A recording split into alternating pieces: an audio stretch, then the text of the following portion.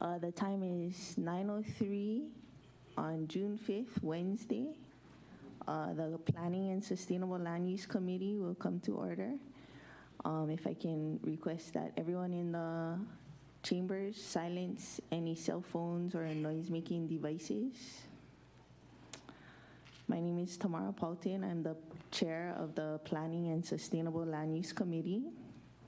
And I'd like to introduce Mr. Shane Sinensi from HANA. He's my vice chair. Aloha kakaya kakako. Aloha.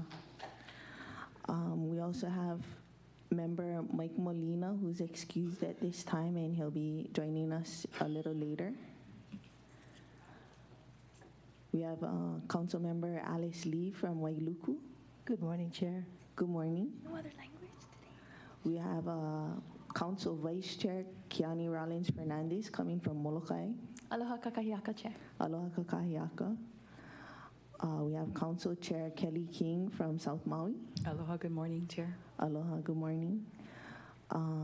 Committee member Yukile Sugimura will not be able to join us today, excused. And I haven't heard from Council member Tasha Kama, so I guess absent at this time. Is she a voting member? Is she a voting member? Oh, yeah, sorry. She's not a voting member, but welcome to attend, as well as Ricky Hokama. Thanks. With us today from Corporation Council, we have David Galaje. Morning. And from the administration, we have Director of the Department of Planning, Michelle McLean, in the audience. We also have Dr. David Keanu Sai, who will be giving a presentation. For our committee staff, we have Committee Secretary Pauline Martins. Aloha. And Legislative Analyst James Kruger. At our district office, we have Ms. Jantel Lindo from Molokai. Good morning. Good morning, Chair. And Ms. Denise Fernandez from Lanai office. Good morning, Chair. This is Denise Fernandez. Good morning. And Ms. Mavis Oliveira Medeiros from the HANA office. Morning, Chair. This is Mavis in HANA. Good morning. So we have one item on the agenda today, PSLU 1(3), update on land use and planning in consideration of Hawaii's status under international law. This will be part 2, stability versus change. And at this time, we'll be accepting testimonies. For individuals testifying in the chamber, please sign up at the desk just outside the chamber door. If testifying from one of the remote testimony sites, please sign up with district office staff. Testimony will be limited to the item on the agenda today, and pursuant to the rules of the council, each testifier will be allowed to testify for up to 3 minutes per item, with an additional minute to wrap up if you need it. When testifying, please state your name and the name of any organization you may be representing. If you are a paid lobbyist, please inform the committee. We have established a connection to the council district offices, but there are no testifiers at the district offices at this time.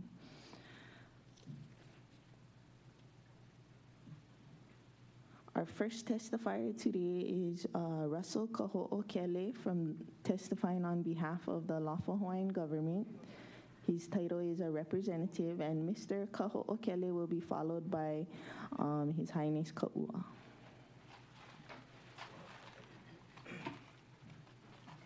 Good morning, Council Chair, Council members. My name is Russell Kaho'okele. I'm the elected representative from the lawful Hawaiian government from the District of Hana. Morning, cousin. Thank you for bringing Dr. Sai to this committee to educate you guys about this dreadful havoc that happened in the history of our people. We know that there was a dreadful wrong, but we also know that it happened 100 years ago. We also know in the history of America and the world that there's been human rights violations committed against the first peoples of America, the continent. They named them Indians. Now they're trying to call us Indians. Well, we're not Indians. We're Hawaiian nationals, subjects to the kingdom. But somewhere along the line, they made us Americans. Yeah? My father and his brothers all fought for America.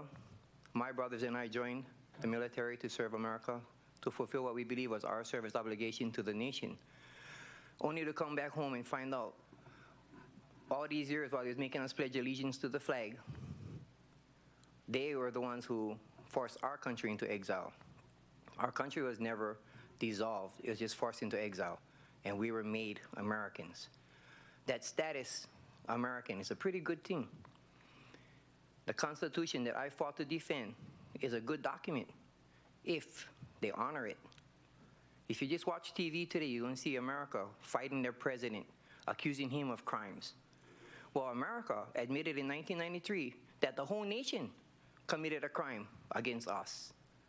And you council members here today was elected by the Americans living here. And upon taking your seat, you have to swear an oath to uphold the United States Constitution and the Constitution of the state of Hawaii. Now you should ask yourselves, what is the origin of the Constitution of the state of Hawaii? It says Hawaii Revised Statutes. Revised from what? Who gave them that authority to revise it? Why isn't it the Republic Constitution? The provisional government that committed this crime created the Republic. And then they tried to give our country to America. Our kupuna signed a petition against annexation. And because of that petition, our country was never annexed to America. And if America can just pass a resolution annexing any country in the world, why don't they just pass a resolution and annex the whole world? And then they can just police the whole world. That's what they're trying to do right now. They went to Iraq to liberate the people of Iraq. I pray that they don't come here to liberate us the way they did that in Iraq. Because when America, in fact, they're still occupying their country. But they had elections there. Yeah? But the people in Iraq that they went to liberate is suffering right now from all of the weapons of mass destruction that they said Saddam Hussein had. But who had it? America had it. I was in the military. I know how destructive they can be. I know that if we pick up hatred and violence against them, they're going to destroy us. Case in point, when the Indians, the first peoples of the continent, declared war against the settlers, they lost, and the laws of conquest therefore came into action. They tried to commit a war here. Our queen was smarter than that. She put her faith in the Treaty of Friendship and in Keokua, and that's where my faith is at. I'm a Christian. I accepted Jesus Christ, and I know that two wrongs don't make a right. So I'm trying to correct this in a peaceful process and maintain our Treaty of Friendship with America. Now, how do we go about that? When the treaty is out there, the treaty can only be negotiated when there's two parties, okay? There's the United States of America on one side, there's the Kingdom of Hawaii on the other side. If they made all of us Americans, who do they negotiate with on the other side? So we respectfully renounce our claims to America and repatriated ourselves to the Kingdom of Hawaii that was reinstated on March 13, 1999, in accordance with state law, Act 359, U.S. Public Law 103-150, as well as the international treaties that the United States are signatory to. Now, we came before this council back in 2008, 9, and 10, and the council passed a resolution 10-79, confirming these laws that we are in compliance with. However, in our attempt to organize ourselves and unite ourselves in a process, we've been threatened with fines and jail time. Thank you, Mr. Koho. Further committing. Thank you, Chair, for bringing Dr. Sai and for giving me 4 minutes. I understand you gave him an hour and a half, but I'm not finished, but I'm going to excuse myself because I don't want to offend anybody else. Thank you. Thank you. And I actually say, God bless us all. Chair. Next up, we have, Chair. yes, any questions for the testifier? Mahalo. Ms. Rollins Fernandez. Mahalo, Chair. Aloha, Mr. Ka'u. Mahalo for your testimony and for coming today.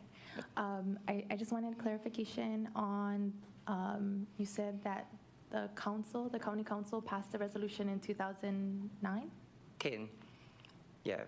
2010. What happened was we came before the council. Prime Minister Henry Noah made a PowerPoint presentation explaining to them how we reinstated our country and that we want to work together because clearly there's two governments here. You guys is the lowest form of the government.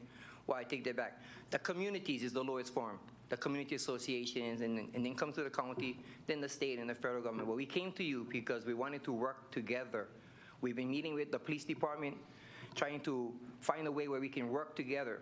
We're trying to exercise our perfect right, but yet we're being hampered and threatened with fines. We met with the police department and the CIU division.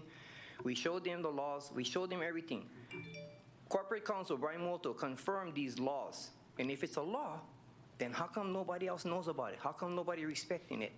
When you swear an oath to tell the truth, then you need to tell the truth. When you swear an oath to uphold the Constitution, then you need to uphold the Constitution. And the United States Constitution, Keanu, states that the treaties are the supreme law of the land. We had a treaty of friendship. It's our intention of maintaining our friendship status. We don't want America as the enemy. Mahalo for your response. Mahalo, Chair. Sure thing. Any other questions for the testifier? Seeing none, thank you for coming. Thank You're you for welcome, Chair. Thank you. Next up, we have His Highness Kaua testifying on behalf of the Kingdom of Hawaii and Sovereign Nation of God, Hawaiian Kingdom. Aloha is love. In love, he gives to you. That is totally unique. Blueprint designed. I am who I am and you are who you are. That no one can ever take that away from either or unless you let them. And through their crimes of that time, which are second his and everything he said, it continued motion and flow. And I'm happy that I get to be here from when one brother tells another brother. Makes what? 1 and 1 plus 1 is 1 and the same. Father, ancestors, brother, Jesus Christ, me, we is talking to you. So keep it that way. Being who we are, they will do what is good for our people. As my dad did in the military, so did me. I'm glad that I get to see you, all of you, and you being military as well. Because right now, you are in the biggest ever courtroom of a century in the kingdom, right now, on TV. And there are people that listen now and will listen more when this is told to them. Being Representative Highness, become a counsel advisor. In the courtroom, they call it attorney. That's the line I sit on. To defend our people that have been constantly getting raped, as I can see you now. Raped, murdering, constantly, daily. And not even know it. Why? Because I've asked over and over, brothers and sisters, the biggest crimes in the world. So this is the fact, and be a fact for the Hawaiian Kingdom, the Kingdom of Hawaii, sovereign national nation of God. The fact of crime has consistently been used till now, and I've asked today as well too, which is 3 years now, no rebuttal, no nothing, because it comes from heaven above, ancestors and descendants. It is true word. Word, you add another letter, it changes everything, as it does when you go to other nations, military. Changes. They need a way to go around and write to us people. How could they do that? They use that on each and every one by taking away our own olelo on Please Midmore. conclude. I'm happy that we're in the military now. Thought of it, being with my brother Gary, to take another position in my family's ground, with our Kamehameha known as war captain, Kaua. To accept the responsibility is not easy for anybody. but you got to be willing to do it and do it now.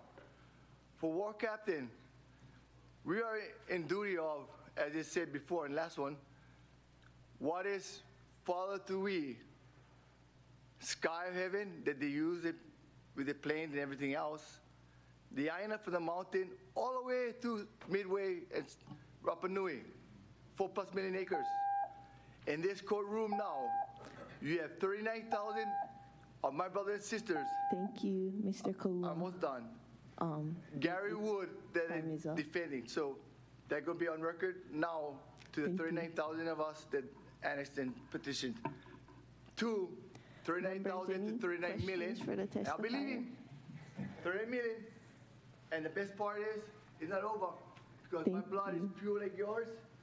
In all bloodlines. Seeing no questions, thank you. 39 million to 39 billion. For For coming. military award, let all people that stay in the military Call a quick. to know what's going on. And that's what we're going to do. Would anyone else like to testify in the chambers today? Mr. Lau, if you could fill out a form afterwards. Good morning. My name is J.C. Law from Kula. Yuki Lei must have had something really, really, really important to go to. So you guys, I'm sure she'll be here in a minute. So, yes, I was, I enlisted in the United States military, also as in the Army. And I did have short hair at one time. But I didn't make it. I only made it 6 months. But I am a veteran, technically a veteran. I get a flag and a grave at Arlington. So, yeah, I appreciate you serving my country, and I also apologize on behalf of my country, the United States, to all the Hawaiians for what they did to Queen Liliuokalani. I try not to cry every time I look at her picture.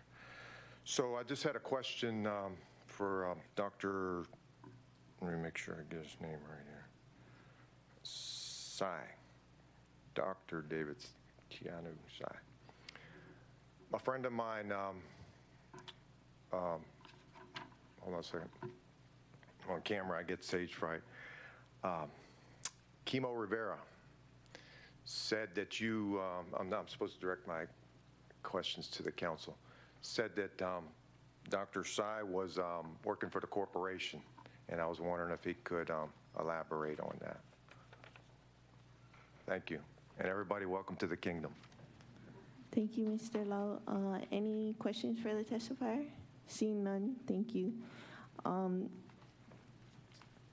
Anyone else wishing to testify this morning? Seeing none, members, at this time, I'll now close public testimony with no objections. Okay, public testimony is closed.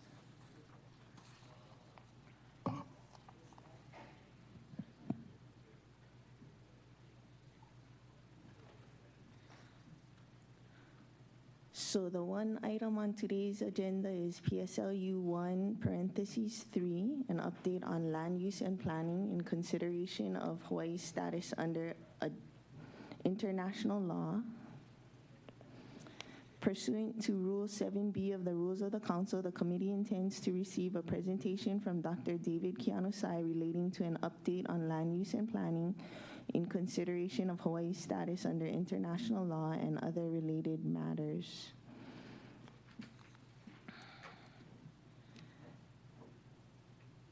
So, the reason that I'd like to introduce this item onto the agenda, one of the county council's primary functions is to dictate land use policy.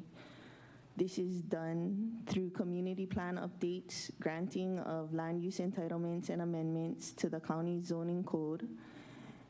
Currently, West Maui Community Plan update is on deck. And the committee assigned to vet and deliberate on land use policy is the Planning and Sustainable Land Use Committee, which I chair. I believe for the committee to successfully and respectfully carry out our duties, Hawaii's history and status must be discussed. To that end, I have invited Dr. David Keanu Sai to present. Dr. Sai has earned a PhD in political science from the University of Hawaii. He specializes in international relations, state sovereignty, international laws of occupation, United States constitutional law, and Hawaiian land titles.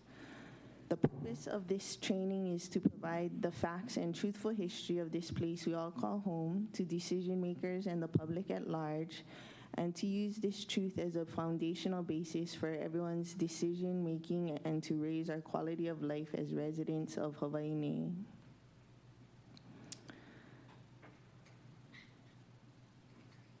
So I'd like to present Dr. David Keanu Sai. Because of his expertise in this subject area, the chair will ask he be designated as a resource person pursuant to Rule 18A of the Rules of the Council. If there are no objections, Dr. Sai, if you could please proceed with the presentation. Thank you, Chair. Aloha. Good being back here. Mahalo nui. The first time when I gave the presentation on May 15th, it sparked a lot of questions from you. And these were really good questions. But we didn't have time to actually get into the details of it as I would have rather done in a presentation itself. That way, you folks can actually see this as the second step. The second step from the first that explained the situation, but now we're getting into the crux of the issue, how to proceed in light of this information. And that was an important question, very important. So the title of this presentation here is Stability versus Change, right? Now, from my military experience, whenever you transition forces, one withdraws, the other goes in, what you want to maintain is stability. You don't want to change, because if you move in making a change, you create confusion, right? In the military, and military people will know this, but I'll have to say what it is, you will ultimately get what is called a Charlie Foxtrot, okay? And that's what you don't want. That's what you don't want. So what I'm going to be addressing here is how to address stability and still comply with the law, especially with the principle of what is called the rule of law, okay? So what I want to do is just briefly touch upon a quick review of what we covered on May 15th, very brief, okay? So my academic qualifications, I'm a graduate of the Kamehameha Schools, 1982. In 1984, I graduated from New Mexico Military Institute with an associate's degree, where I also received a commission as a second lieutenant in the early commissioning program. In 1987, I received my bachelor's from the University of Hawaii in sociology, my master's degree in political science from the University of Hawaii in 2004, specializing in international relations, and then my PhD degree in 2008 from the University of Hawaii, where my doctoral focus was on the Hawaiian Kingdom's existence, its continued existence under the laws of occupation, okay? Now, I was also admitted as an expert witness in 7 cases, both civil and criminal.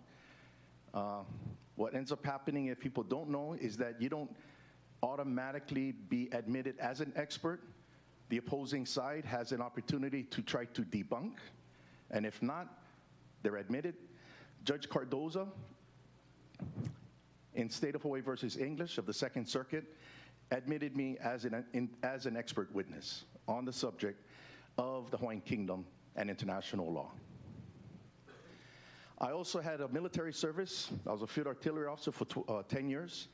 I was honorably discharged as a captain, so I have that background. Now, what I didn't share on the 15th was my personal ties to the Hawaiian Kingdom. Well, in the Kamakainana newspaper, 1896, they printed what is called Mo'okuau Hawali'i, chiefly genealogies. On my dad's side, I'm a direct descendant of Pohaiali'i Koi'i. A Hawaiian chief is from Waipio, Hawaii. And from my mother's side, I'm a direct descendant of Lua'apana Simerson from Napo'opo'o. In fact, in that same line that stands from Kanaina Nui, which is Kalani Mana o ka Ho'oaha, he's the one that is known for possibly killing Captain Cook. So I guess it's in our family to be warriors. So there's the Kamakainana newspaper. An entire year of 1896, they were printing Mo'okua Hawali'i, okay, from the Board of Genealogists after the government was overthrown. The Kamakainana newspaper throughout 1896 was also the subject of reprint of Edith Mackenzie's Hawaiian Genealogy. Some people might know of that. It's a publication. And there is my third great-grandmother, Pohaiali'i Koi'i. She was also a chanter for King Kalakaua. And they say that that is where my Auntie Marlene Sai, the singer, gets her voice from. That's within the family. And then Luapana Simerson, descendant of Liloa. Now also my great-grandfather, my tutu's father, William Kuakini Simerson, was one of the 14 pallbearers of Prince Kuhio's casket, who are identified in the commercial advertiser as 14 high-ranking chiefs of the Hawaiian Kingdom. So from a personal side, I have a direct tie. But also from an academic, from a military experience, I also have that in me as well. So recapping, back in 1895, Samuel Damon, who was a trustee for the Kamehameha schools, stated in 1895 as a so-called member of the Republic of Hawaii, if we're ever to have peace and annexation, the first thing to do is to obliterate the past. Obliterate the past. That term, denationalization, is basically the obliteration of the national consciousness of the people of an occupied state. And denationalization is actually a war crime. That's what Germans and Italians were committing during World War II, and were prosecuted for that. Now, this denationalization that began in the early 1900s has created an empty vessel of information.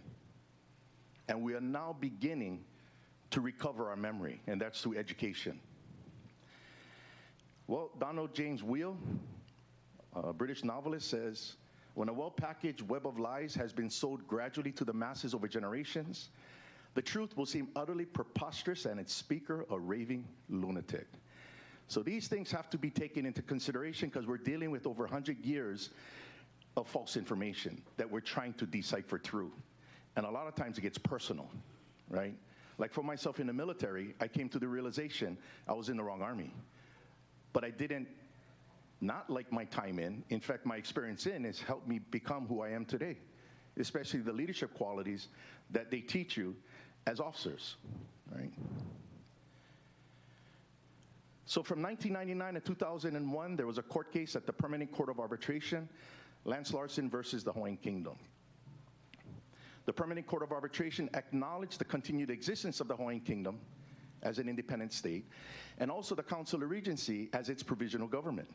If that wasn't the case, the Permanent Court of Arbitration would not have allowed the case to go further. They had to ensure what they had was institutional jurisdiction. And these things that I'm speaking to are international rules, not local rules. So it's another aspect that we need to understand, that things are beyond Hawaii, which may be perceived as just very parochial, when in fact, Hawaii is part of an international system. There's another language at that level, as there's another language at the national, at the county, at the communal level. When we got back from the Netherlands, the purpose was to begin to expose the occupation and deal with denationalization. And that's when I entered the University of Hawaii as a graduate student, and all these publications began to blossom. A plethora of doctoral dissertations, master's theses, law journal articles, peer review articles, all being published. It's not just me. It's happening all over. Correcting revisionist history, this information that was being researched at the University of Hawaii had an effect on Tom Kaufman, who in 1998 came out with his book, Nation Within. The subtitle is The Story of America's Annexation of the Nation of Hawaii. That would be incorrect because Hawaii was never annexed, but rather occupied. In 2009, Tom Kaufman came out with his second edition, and he changed the subtitle to The History of the American Occupation of Hawaii. So it had an effect on a very well-known historian named Tom Kaufman. And Tom actually knows me. He and I are good friends. And he told me he was going to change the subtitle because he couldn't deny the facts. But what held him back, he said, and he said, to be honest, he said, because I'm an American. And it was hard for me to admit this information. But he was encouraged by scholars at the University of Hawaii, which included myself, in bringing this information out. So in a note on the second edition, Tom says, in making this change, I've embraced the logical conclusion of my research into the events of 1893 to 1898 in Honolulu and Washington. I am prompted to take this step by a growing body of historical work by a new generation of Native Hawaiian scholars. Now he's going to cite a quote from my law journal article out of the University of San Francisco School of Law. Dr. Keanu Sai writes, the challenge for the fields of political science, history, and law is to distinguish between the rule of law and the politics of power. And this is where we're now getting into the effect and impact of this information, but you have to put it through a framework that does not allow it to go ballistic, and that's called the rule of law. Also, the Hawaii State Teachers Association in 2017 was able to get a resolution passed at the annual conference of the National Education Association, the largest union in the United States of public school teachers, over 3 million members. It says they were able to pass new business item 37, quote, the NEA will publish an article that documents the illegal overthrow of the Hawaiian monarchy in 1893, the prolonged illegal occupation of the United States in the Hawaiian Kingdom, and the harmful effects that the occupation has had on the Hawaiian people and resources of the land. And when these delegates returned home, I was approached by them, and they asked if I could actually write those articles for them to be published by the National Education Association, which last year, April of 2018, was the first article, The Illegal Overthrow of the Hawaiian Kingdom Government. Ensuring in that article, we're talking about laws of war, FM 27-10, and the fact that you can overthrow a government without overthrowing the country. It's fully explained in that article.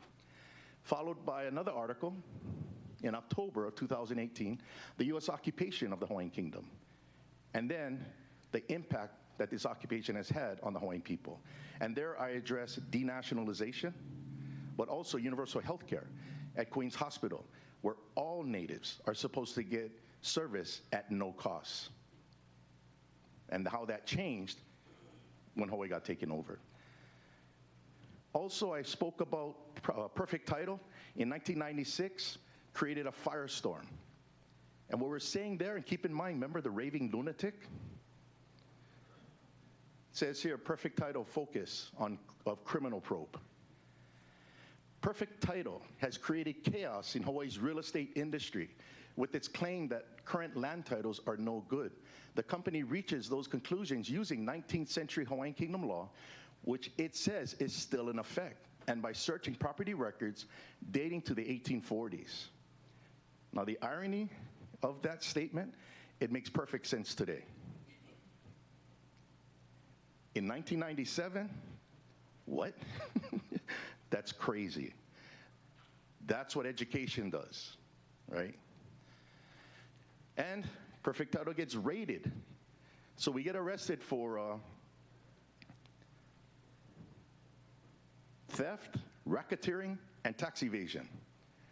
That's when you get hit for speaking the truth, right? Now, this raid came on the heels of a presentation that I gave at the Hawaii Prince Hotel, put on by the Hawaii Developers Council.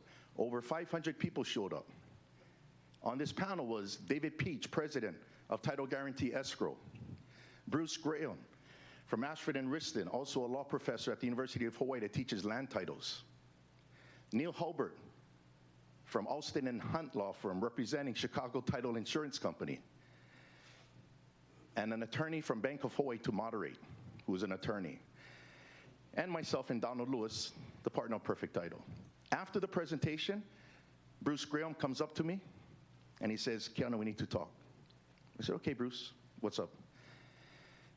He says, people are going to get hurt. You can't do this. I said, Bruce, this is about land titles and title reports. That's all it is. And I sent you a title report from Perfect Title.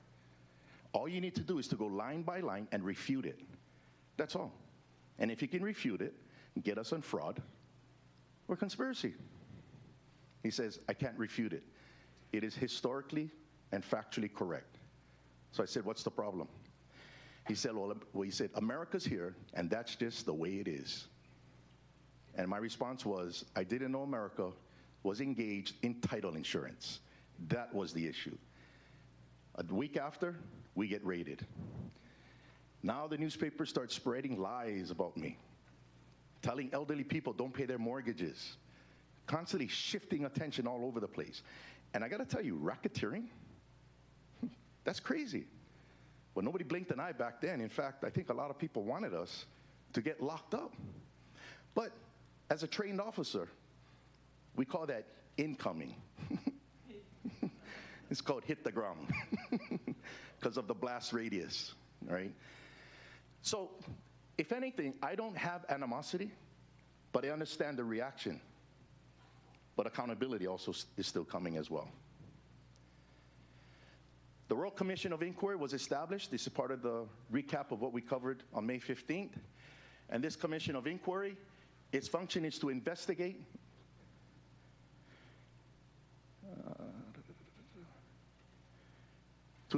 the consequences of the belligerent occupation of the Hawaiian Kingdom by the United States since 1893. The purpose shall be to investigate the consequences of the United States belligerent occupation, including with regard to international law, humanitarian law, and human rights, and the allegations of war crimes committed in that context. Under Article 3, the composition of the Royal Commission shall be decided by the head, which is myself, and shall be comprised of recognized experts in various fields: international law, humanitarian law, human rights law, self-determination, legal and political history. I can assure you that this commission is all European, and they're all renowned experts in their areas who have all committed to being a part of this commission of inquiry. And the chair can confirm that they have been convened. Yes, I can confirm. Now, the different war crimes that's going to be under investigation by this commission of inquiry is: 1, denationalization, pillaging, unlawful appropriation of property, depriving a protected person of fair and regular trial, destruction of property, unlawful confinement of a protected person, and removing protected persons from the country, and involuntary conscription into the United States Armed Forces, which is the draft. Okay, that's actually all illegal. So this was just a wrap-up of what was covered on May 15th. Okay, now we're going to move to the next step, the impact.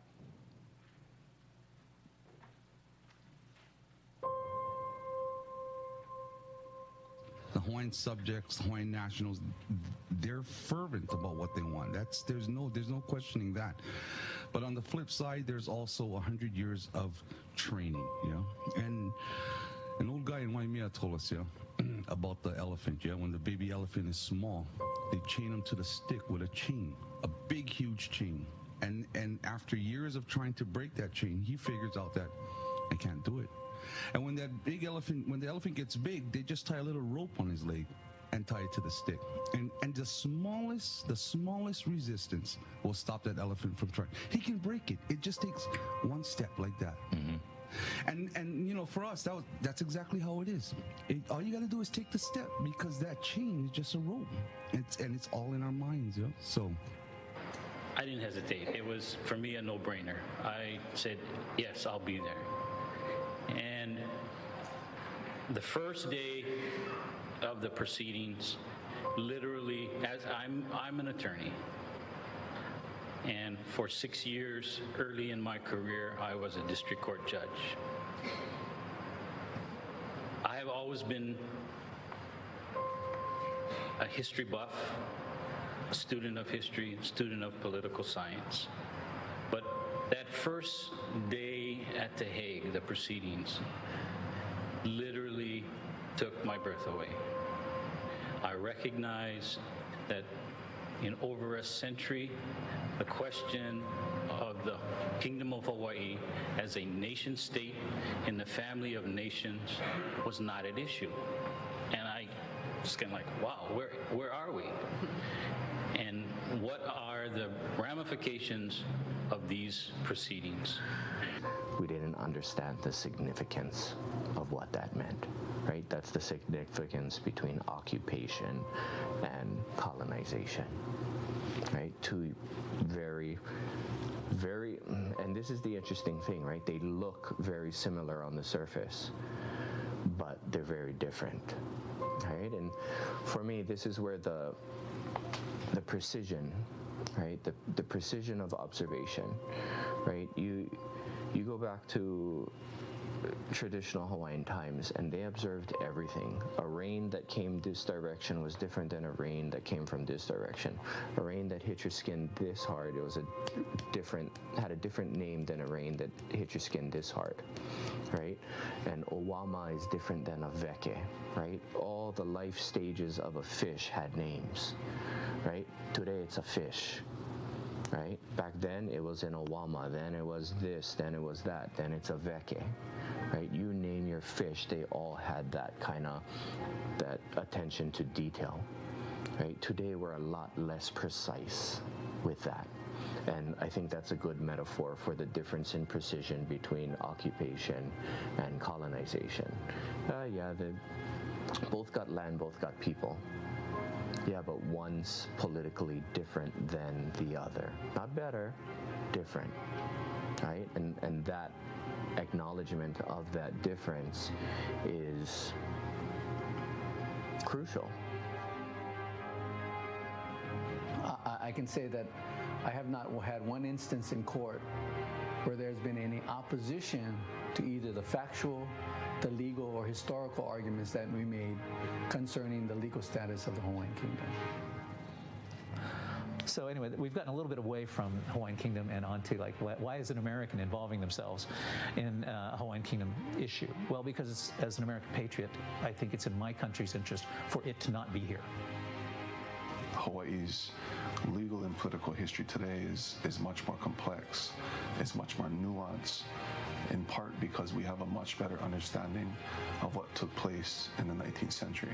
And so a lot of that, right, a lot of just the basic daily conversations that we have, whether it be on the streets or whether it be with family, the way that we talk about Hawaii has changed.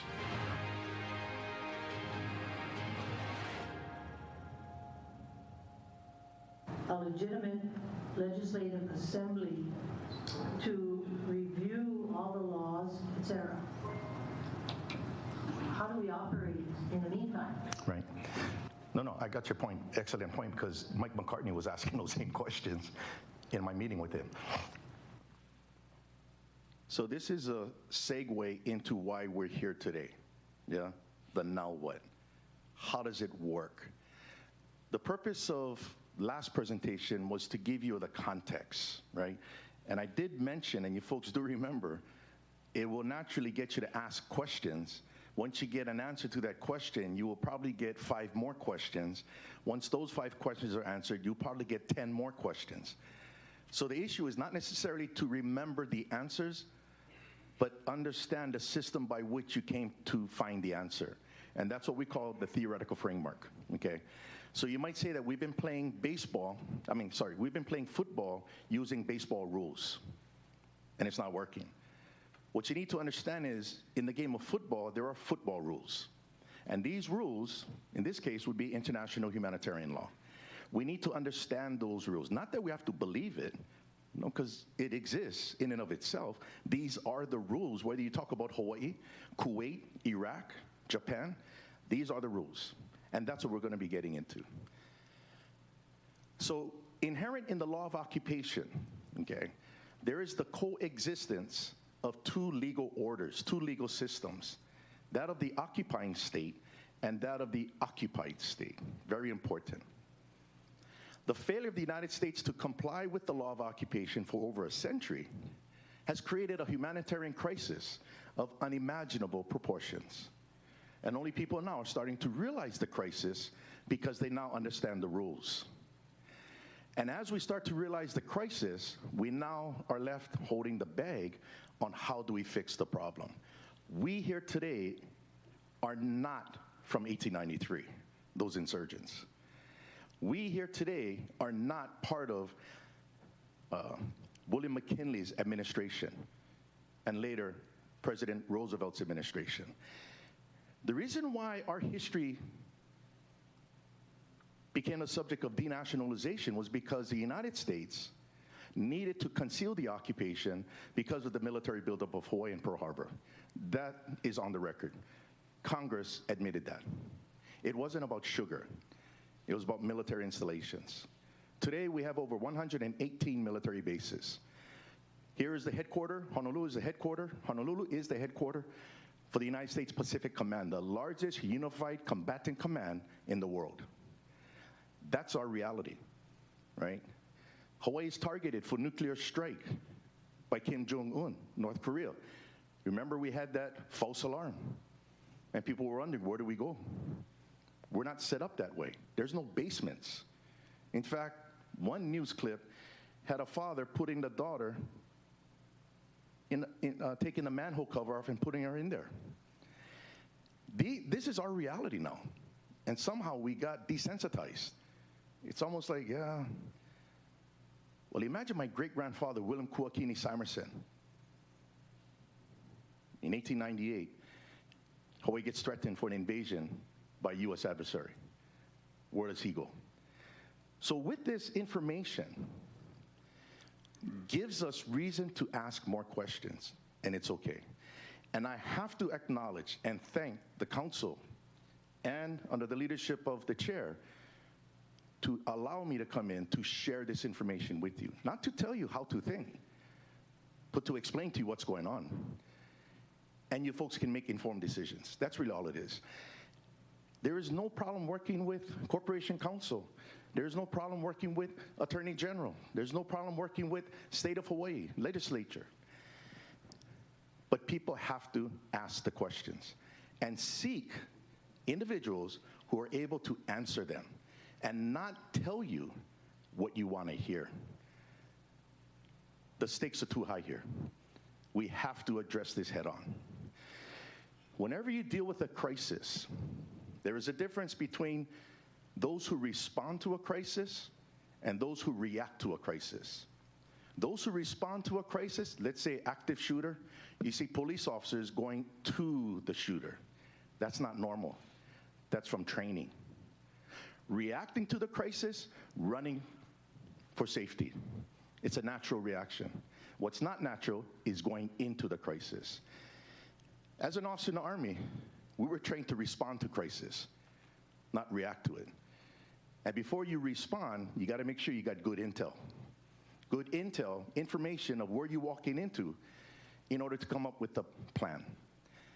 We're at the stage here of just addressing the crisis. But today, we're going to be getting into that hard part, responding to the crisis, right? And that's what you folks have, being in positions of authority. Just like when I was a captain, I was in a position of authority. I can put people in prison up to 2 weeks. But I also could refer for court-martial. I can dock pay. And I had to make sure that whatever I did as an officer, I had to back that up. I had to follow procedures, follow the regs. Right now, what I'm going to be sharing with you are those appropriate regulations that need to be complied with. Now, the failure of the United States will prompt just what I said for you folks to think about how to address this crisis, how to address it. And I am a firm believer that the approach in response has to be keeping in mind stability, not chaos. I'm not into change.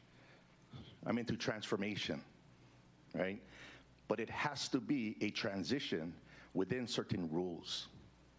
And we're going to talk about those rules. So here's an example of how the United States had to deal with the crisis. United States Supreme Court in let me explain. So from 1861 to 1865, the state of Texas was in a civil war with the United States. The laws of war and occupation applied, which was codified under what was called the Lieber Code, okay, which later became the Hague Convention, okay. The federal government did not recognize the Texas government as lawful, and anything emanating from it, as such as marriages, conveyances, contracts requiring notaries, government bonds, were illegal and void. The impact of that reality would hit after the war. And in 1969, under the court's original jurisdiction, the Supreme Court heard a case, Texas versus White.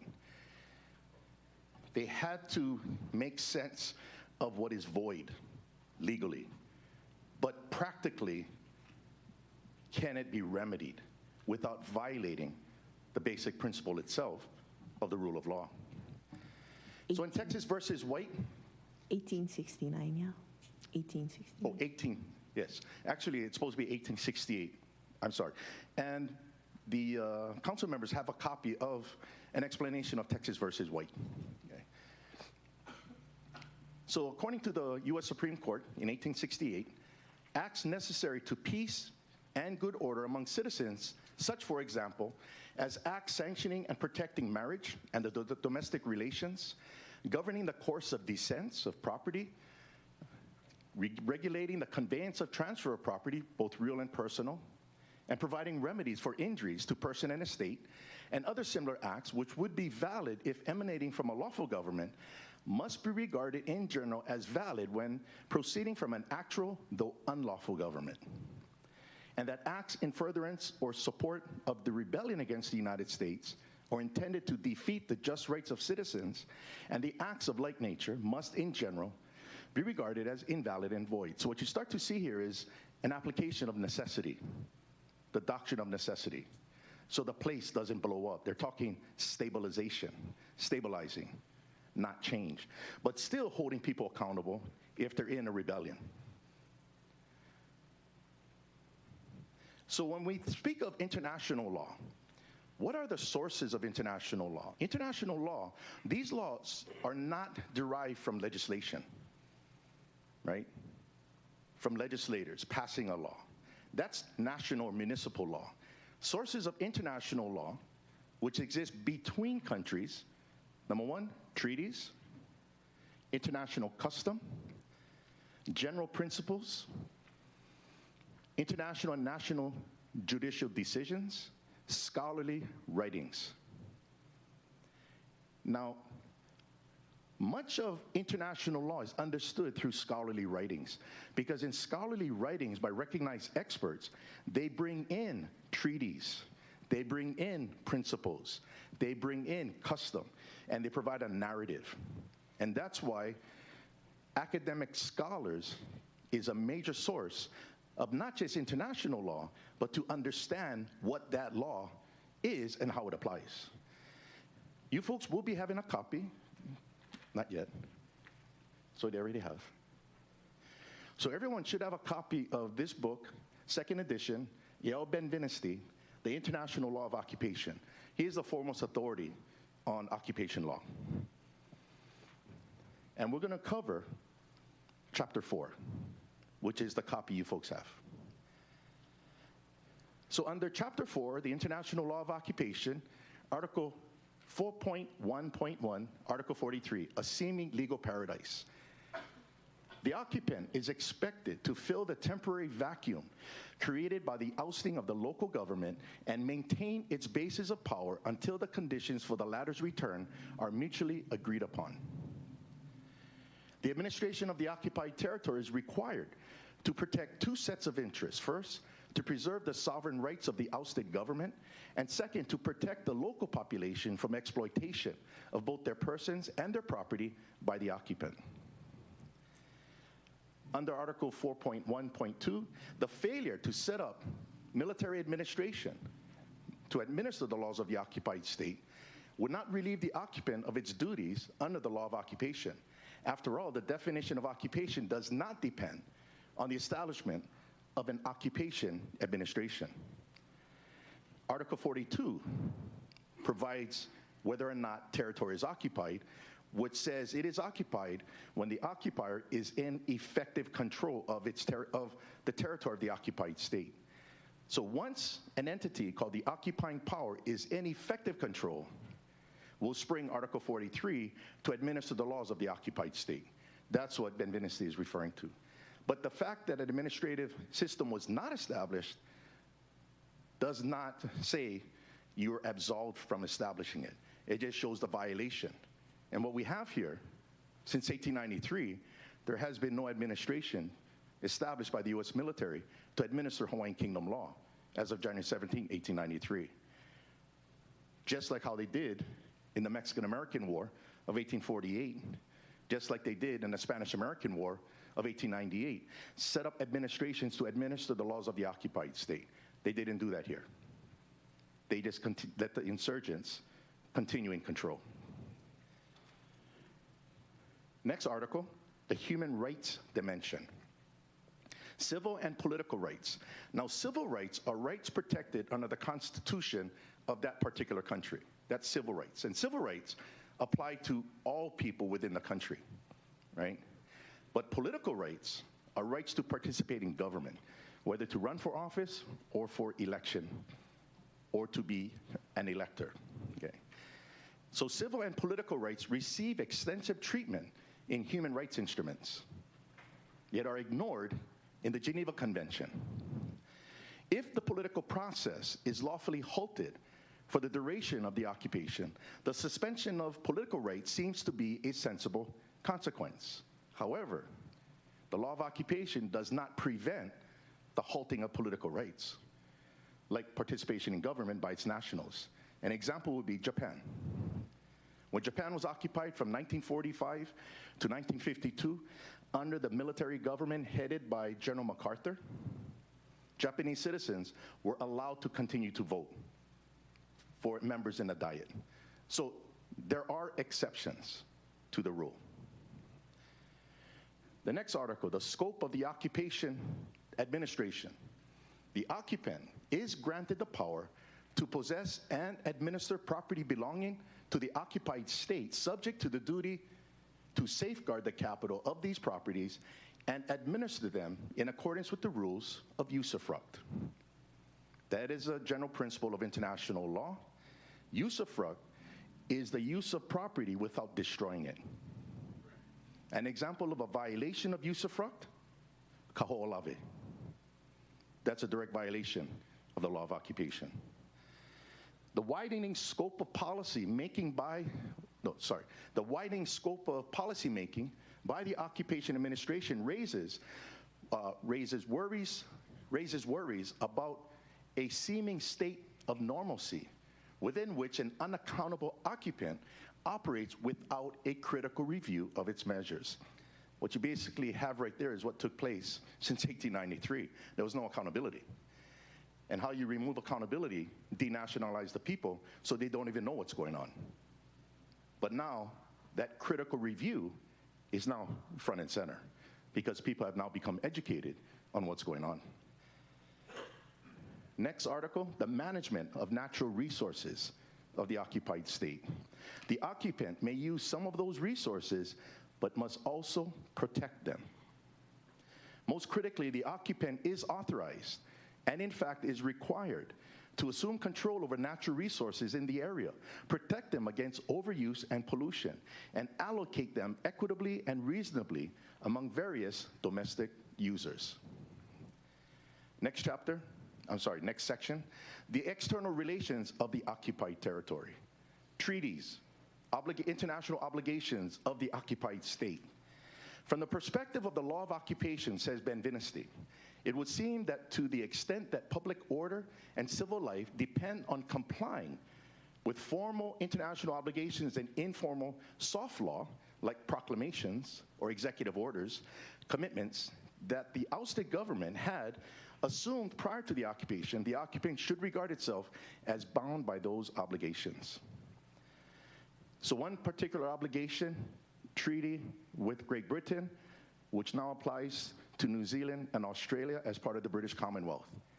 Under the treaty, those ships should be able to come directly into the harbor, offload goods, and head off to the United States to offload goods in the port of Los Angeles.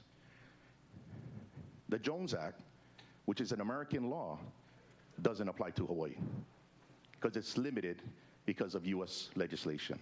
So that's one example, that Maui might find itself with an Indonesian ship coming in where they know their rights under the treaty, which is the former Dutch treaty, and they're going to do trade. What you're talking about there is free trade. We don't have free trade in Hawaii. There's a dependency because of the Jones Act.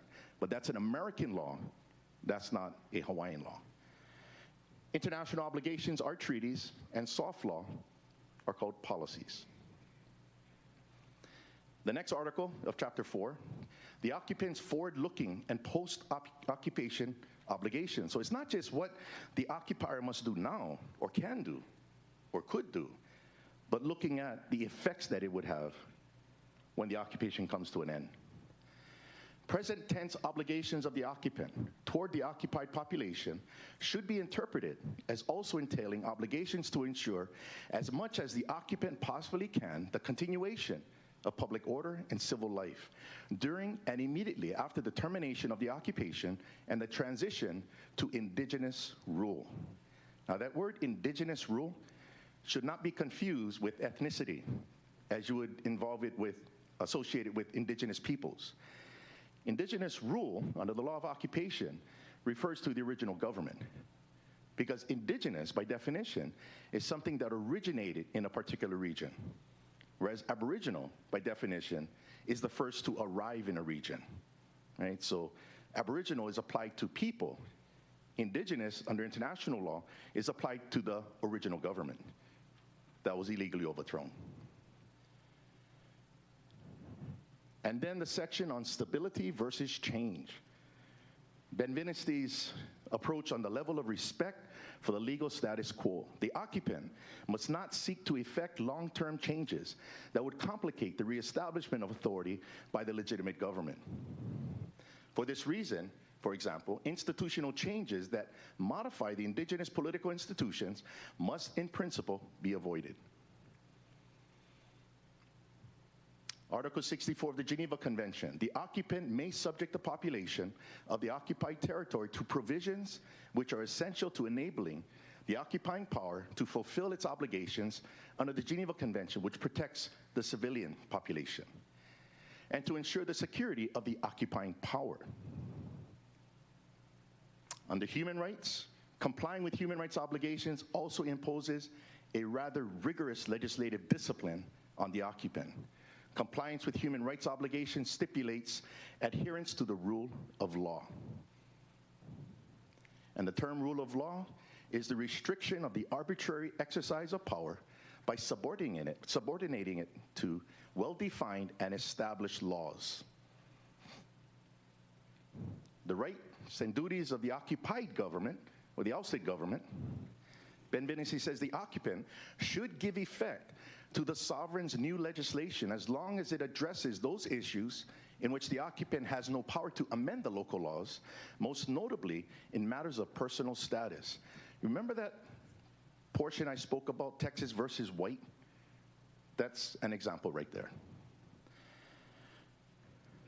Nationals of the occupying power. With regard to nationals of the occupant, according to Benveniste, who are not related to the latter's forces, the military, the legal situation is not as clear. Some authorities support the territorial principle, according to which the state has no jurisdiction to prescribe, adjudicate, or enforce its laws over its citizens in the occupied area. So what that means is American citizens who have come to Hawaii, who are not tied to the military and are here, must comply to the territorial principle of being subjected to Hawaiian Kingdom law, not American law. That's what that means. Accordingly, these nationals are subject to the jurisdiction and laws of the occupied state, not the occupier's laws, which are limited to its own territory. So what we have there is a backdrop of how we're going to come to one particular place on how can this committee continue to operate. So I'm not here to try to get you to stop. That violates my rule of understanding called stability.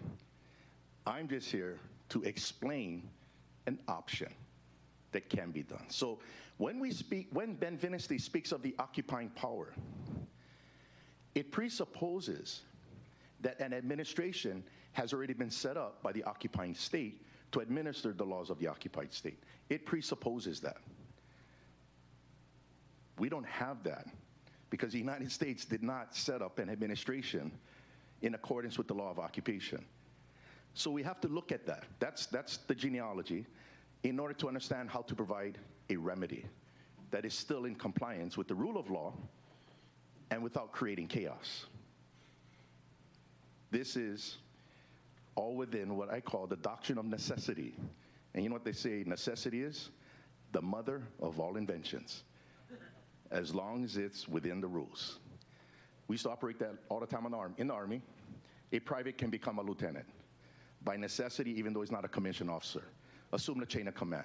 He is called an acting lieutenant, but he'll be held vicariously liable as if he was a lieutenant.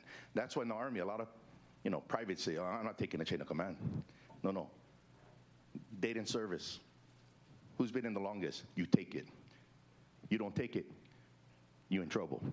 You're forced to take it. You got to deal with crisis. This is where we are. So let's embrace the doctrine of necessity. So shoot for the stars, but make sure your feet are firmly grounded is the key. So what is the legal status of the county of Maui? And I think some of you, if not most of you, might be a little shocked as far as what that history is. And I say that in actually a good way. So the Hawaiian Kingdom as an independent state was recognized in 1843. In fact, it used to be British. Hawaii used to be part of the British Empire. Folks ever notice that Union Jack on the flag? That wasn't a British colony. Actually, Hawaii was a protectorate. Kamehameha I joined the British Empire in 1794 in an agreement with Captain Vancouver.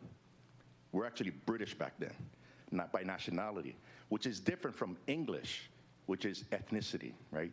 British applies to a territorial area called Britain, right? That's how you know it's a nationality, not an ethnicity. Well, in 1843, we became Hawaiian again, right? And it had a government, a constitutional government, very progressive. Its laws were very progressive. But that government was unlawfully overthrown in 1893, and we also need to know and understand that by overthrowing a government in international law, you didn't overthrow the country. The country still exists. That's why you have obligations on the occupier who overthrew the government. And that's what we covered in Ben Viniste's law of occupation. Now, the legal status of the provisional government of 1893, well, let's go to what President Cleveland concluded their status was. Quote, he said to the U.S. Congress, the provisional government was neither a government de facto nor de jure. Okay? It didn't exist either in fact, as a successful revolution, or by law. He stated, in this state of things, if the Queen could have dealt with the insurgents alone, her course would have been plain and the result unmistakable. So clearly, Cleveland is referring to those in the provisional government, not as a government, but as insurgents. And then his conclusion to the Congress, I believe that a candid and thorough examination of the facts will force the conviction that the provisional government owes its existence to an armed invasion by the United States. These are trigger words in international law: invasion, overthrow. What did not come in was the law of occupation. Now, in 1894, the United States Foreign Relations Committee, chaired by Senator Morgan, they sought to vindicate Ambassador John Stevens from criminal liability. And the reason why, because ambassadors, in this case the US Ambassador John Stevens in Hawaii, who ordered the landing of the troops, okay, and illegally recognized these insurgents, he had diplomatic immunity. And the international rule is that is not given amnesty. No. The territory, the country of the the government of the country that was on the receiving end of that illegality could not prosecute that person. He had diplomatic immunity. But it is the duty of the sending state to prosecute. So President Cleveland basically indicted John Stevens through the Blunt Report.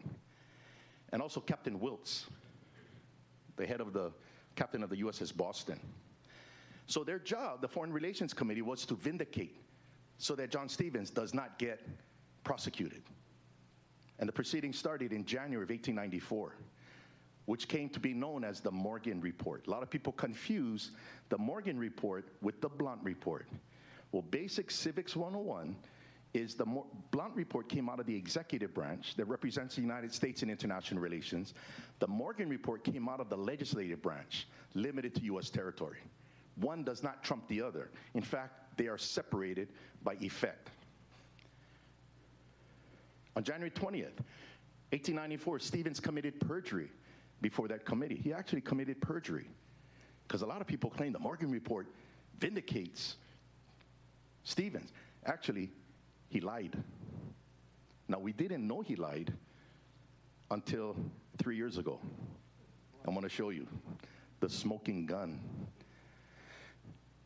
When asked by the chair of the committee, Senator Morgan, if Stevens' recognition of the provisional government was for the purpose of dethroning the Queen, because see, that's the illegality, that's violating the duty of non-intervention.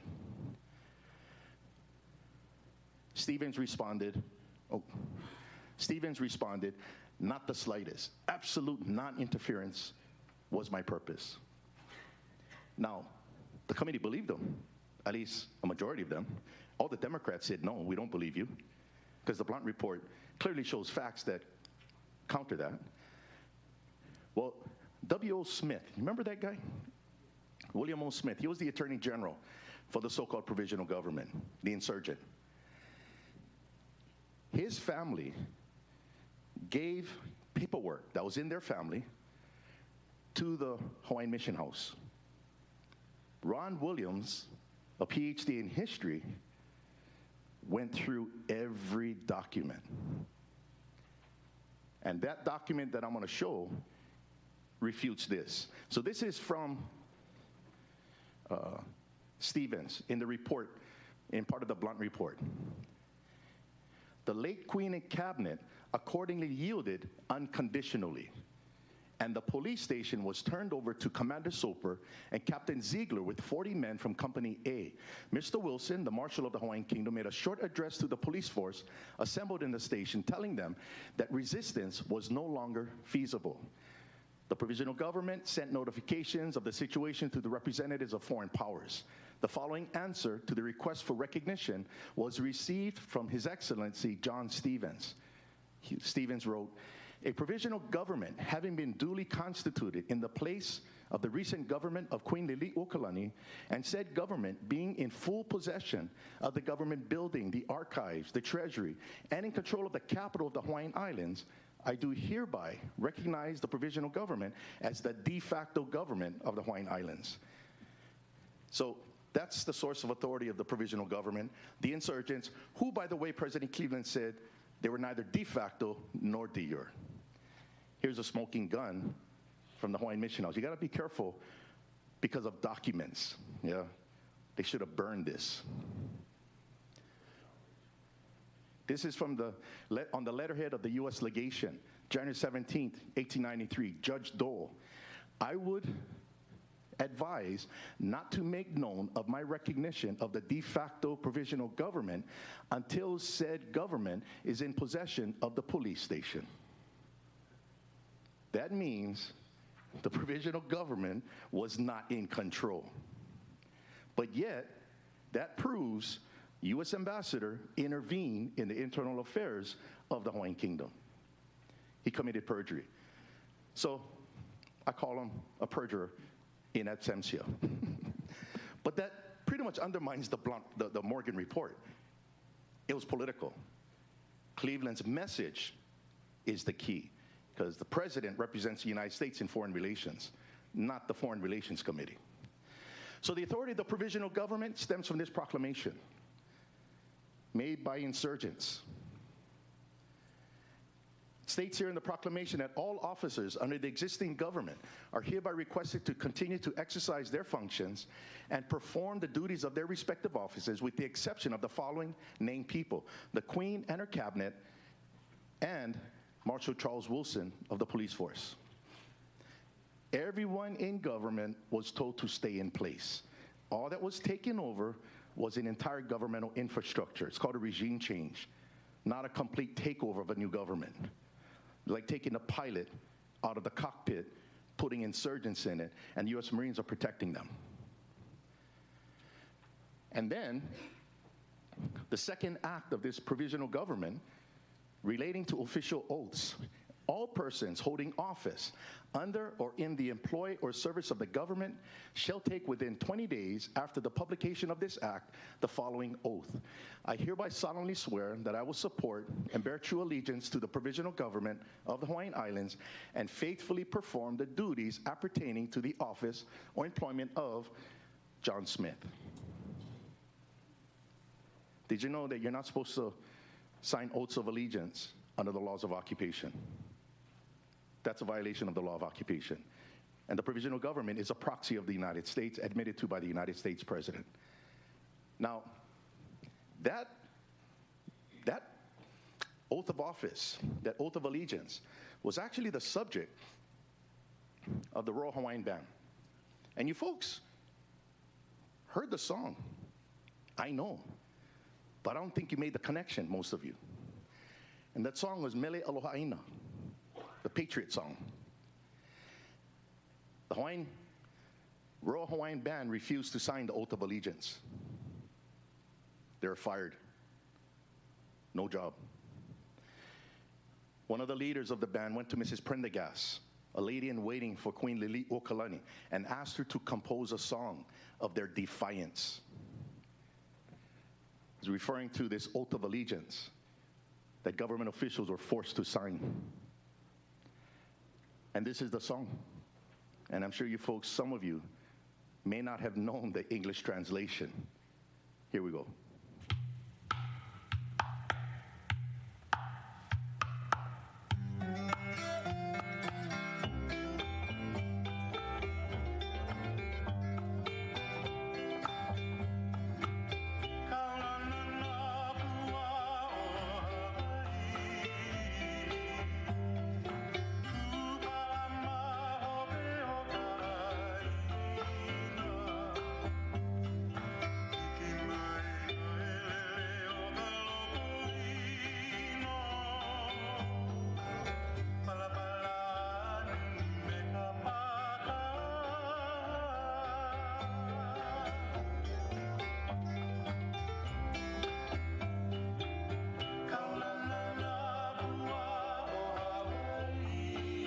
Famous are the children of Hawaii.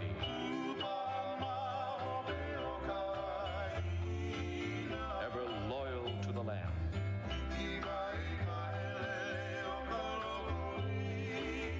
When the uncaring messenger comes,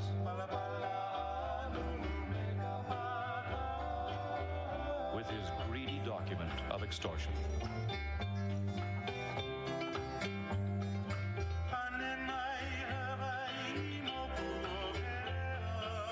From the Big Island, Keawe answers. Help also also comes from Pi'ilani.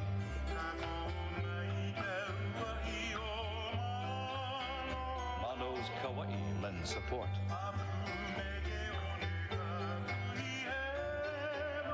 And so do the sands of Kakuhiheva.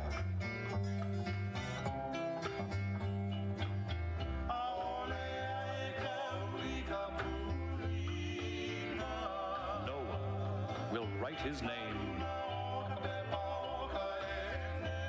on the paper of the enemy.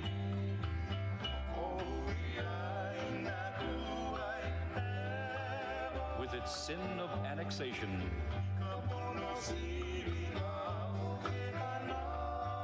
and the sale of native civil rights.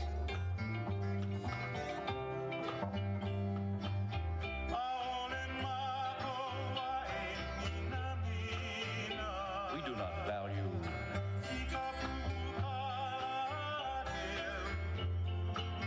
the government's sums of money.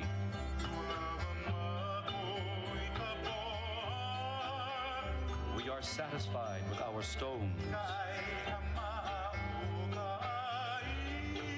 the astonishing food of the land.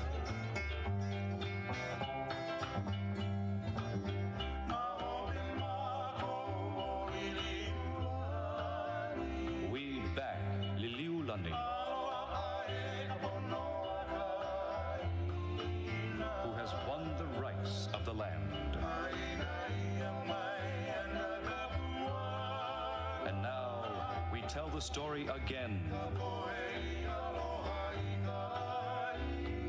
of the people who love their land. We will not rest until we have our lands.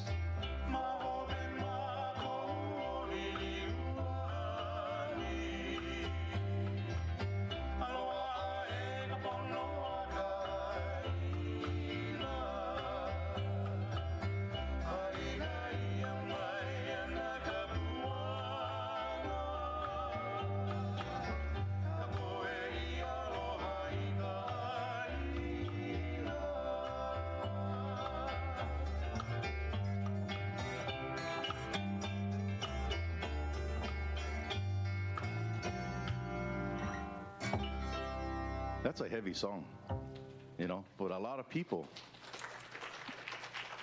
unless you speak Hawaiian, can understand the lyrics. I remember going through Safeway in Kaneohe, and this song is playing over the speaker, and I'm going, nobody has any clue. Don't sign the paper of the enemy with its sin of annexation and loss of civil rights. That wasn't talking about the four winds of Waikapu. Very political, that song. So, Mai Poina, we cannot forget. We are now only recovering. So we're actually going back to see things how they saw it. And that is what is informing us today on continuing where they left off to address this crisis, which has gone on for over a century. Mai Poina, don't forget. So then the provisional government changed its name in 1894, these insurgents, to the Republic of Hawaii. But they're still insurgents. Then the authority of the territory of Hawaii was actually an act of Congress. It's a municipal law passed by the United States. And it says in Section 1 under definitions that the phrase, the laws of Hawaii, as used in this act without qualifying words, shall mean the Constitution and laws of the Republic of Hawaii. So clearly there is a direct link of the territory to the insurgents. But what is important though, it's the governmental structure that maintained itself. They just renamed it. It's actually still the Hawaiian Kingdom governmental structure. And in Section 2, under Territory of Hawaii, it says the islands acquired by the United States of America under an act of Congress entitled Joint Resolution to Provide for Annexing the Hawaiian Islands to the United States shall be known as the Territory of Hawaii. Well, now we know that a joint resolution didn't annex anything because it couldn't. So the whole Territorial Act was relying on an American law called the Joint Resolution. You take out that keystone from the bridge, collapse. And then, in 1905 comes the county governments under the County Act. I did not know the genesis of why the counties were created. I knew, though, that the county governments under state law are very autonomous. It's almost unheard of in other states of the Union. It's almost like they can run their own within their rules. They're not subject to approval by the governor or the legislature.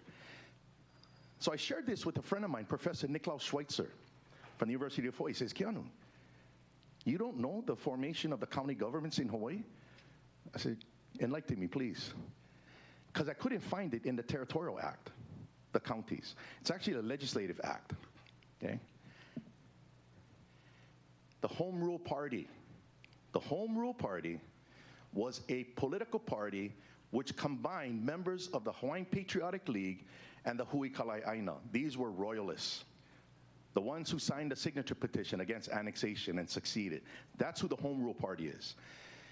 Because the Territorial Act allowed all people to vote, right? Because the Republic was keeping the Hawaiian royalists out, right? They only want their own insurgents involved.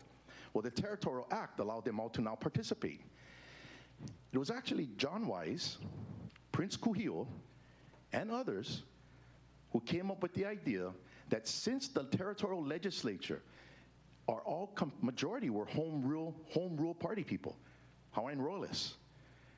In order to deal with the fact that the governor under the Territorial Act is appointed by the president, they always had no means of redress. That's why Kuhio created Hawaiian Homes at the federal level, to get it out of the territorial control. Well, they also created the counties.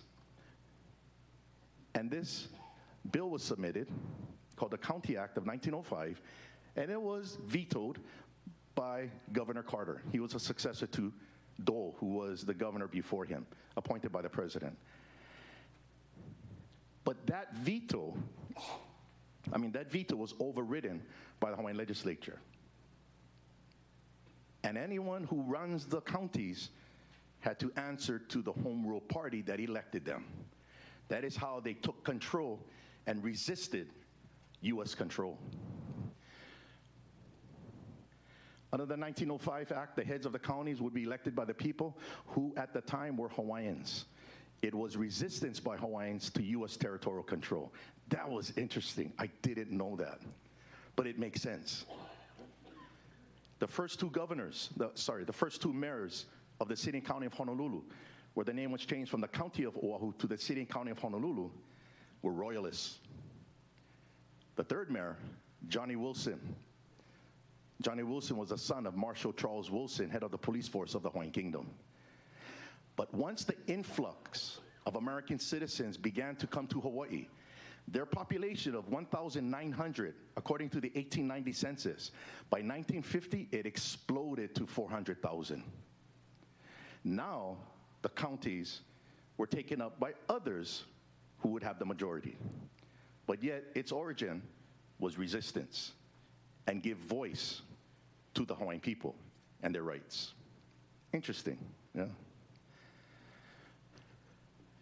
Now, the 1959 Statehood Act, Public Law 86-3, that's another American law passed by the U.S. Congress, limited to U.S. territory. And the reason why it's limited to U.S. territory, because the U.S. Supreme Court says it is. It says neither the Constitution nor the laws passed in pursuant of it have any force in foreign territories. So the key is, Hawaii had to be a part of the United States in order for Congress to pass these laws. But yet Congress was relying on the joint resolution of annexation as a basis of passing the laws. But the joint resolution is no different than the Statehood Act, because they're both legislative laws of the United States, which have no force in foreign territory. And then the court says, and operations of the nation in such territory must be governed by treaties, international understandings and compacts, and the principles of international law. This is where the law of occupation kicks in, and E.L. Benveniste's chapter 4. That's what the Supreme Court is referring to. And this is the most up-to-date law of occupation under international law. Now, in light of the United Nations human rights expert who sent his letter to 3 judges and other members of the judiciary of the state of Hawaii in 2018. This independent expert says, as a professor of international law, the former secretary of the UN Human Rights Committee, and co-author of that book, the United Nations Human Rights Committee, Case Law, and currently serving as the UN independent expert on the promotion of a democratic and equitable international order, I have come to understand that the lawful political status of the Hawaiian Islands is that of a sovereign nation state in continuity, but a nation state that is under a strange form of occupation. Strange form because there's no administrative body administering the laws of the occupied state. That's how he's referencing it. Resulting from an illegal military occupation and a fraudulent annexation. As such, international laws, the Hague and Geneva Conventions, require that governance and legal matters within the occupied territory of the Hawaiian Islands must be administered by the application of the laws of the occupied state, in this case, the Hawaiian Kingdom, not the domestic laws of the occupier, the United States. This is from Geneva, Switzerland. He's not from here, but he's an international law expert that was appointed by the Human Rights Council with the United States as a party at that time. They appointed him as the UN independent expert. In fact, this man, Alfred de Zayas, is a professor at the Geneva Institute of Diplomacy, but he's an American. He's an American. He went to Harvard Law School, but he got his PhD from a university in Germany, I believe. But his expertise is international law. So he's saying exactly what I'm saying here. It is I'm explaining it better. Important point, occupation does not transfer state sovereignty of the occupied state. We can look at FM 27-10. That's one of the manuals, field manuals used by the Army in Iraq and Afghanistan. The law of land warfare. Section 358, occupation does not transfer sovereignty. Being an incident of war, got to keep in mind, January 16th, when the invasion occurred, being an incident of war, military occupation confers upon the invading force the means of exercising control for the period of occupation. It does not transfer the sovereignty to the occupant, but simply the authority or power to exercise some of those rights of sovereignty. The exercise of these rights results from the established power of the occupant and from the necessity of maintaining law and order, indispensable both to the inhabitants and to the occupying force. It is therefore unlawful for a belligerent occupant to annex occupied territory or to create a new state therein while hostilities are still in progress. Again, that cancels out the joint resolution of annexation from international law, but the U.S. Supreme Court canceled out the joint resolution under U.S. constitutional law. Annexation didn't take place. Under Section 362, necessity for military government. This is what Ben Viniste was referring to in his Chapter 4. Military government is the form of administration by which an occupying power exercises governmental authority over occupied territory. The necessity of such government arises from the failure or inability of the legitimate government to exercise its function on account of the military occupation or the undesirability of allowing it to do so. Okay? The nature of government. It is immaterial whether the government over an enemy's territory consists in a military or civil or mixed administration. So the U.S. military can say they can create a civilian authority, not a military authority, to administer the laws of the occupied state. Now, how you administer the laws of the occupied state, you take over the governmental infrastructure of that occupied state. You're just taking over the head. What changed from 1893 was only the head. The entire infrastructure remained the same. So we're getting to a point where how do we fix the problem that we're currently in? But I just got to give this genealogy, right? Veiled admissions of illegality.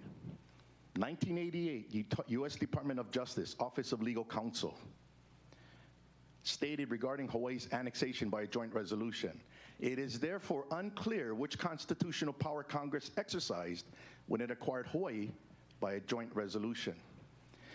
Accordingly, it says, it is doubtful that the acquisition of Hawaii can serve as an appropriate precedent for a congressional assertion of sovereignty over an extended territorial sea. What is he saying in layman terms? The Congress cannot pass laws that go beyond its territory, which includes the territorial sea, whether 3 miles or 12 miles. In 1994, the Intermediate Court of Appeals in State of Hawaii versus Lorenzo, Judge Walter Heen, the ICA stated the essence of the lower court's decision is that even if, as Lorenzo contends, the 1893 overthrow of the kingdom was illegal, that would not affect the court's jurisdiction in this case. That was their position. So they denied the appeal. But Judge Heen added, however, the ICA admitted, quote, its rationale is open to question in light of international law. And then the ICA also admitted, quote, the illegal overthrow leaves open the question whether the present governance system should be recognized. That was back in 1994. Judge Walter Heen, who was the author of the opinion, actually was a member of my doctoral committee.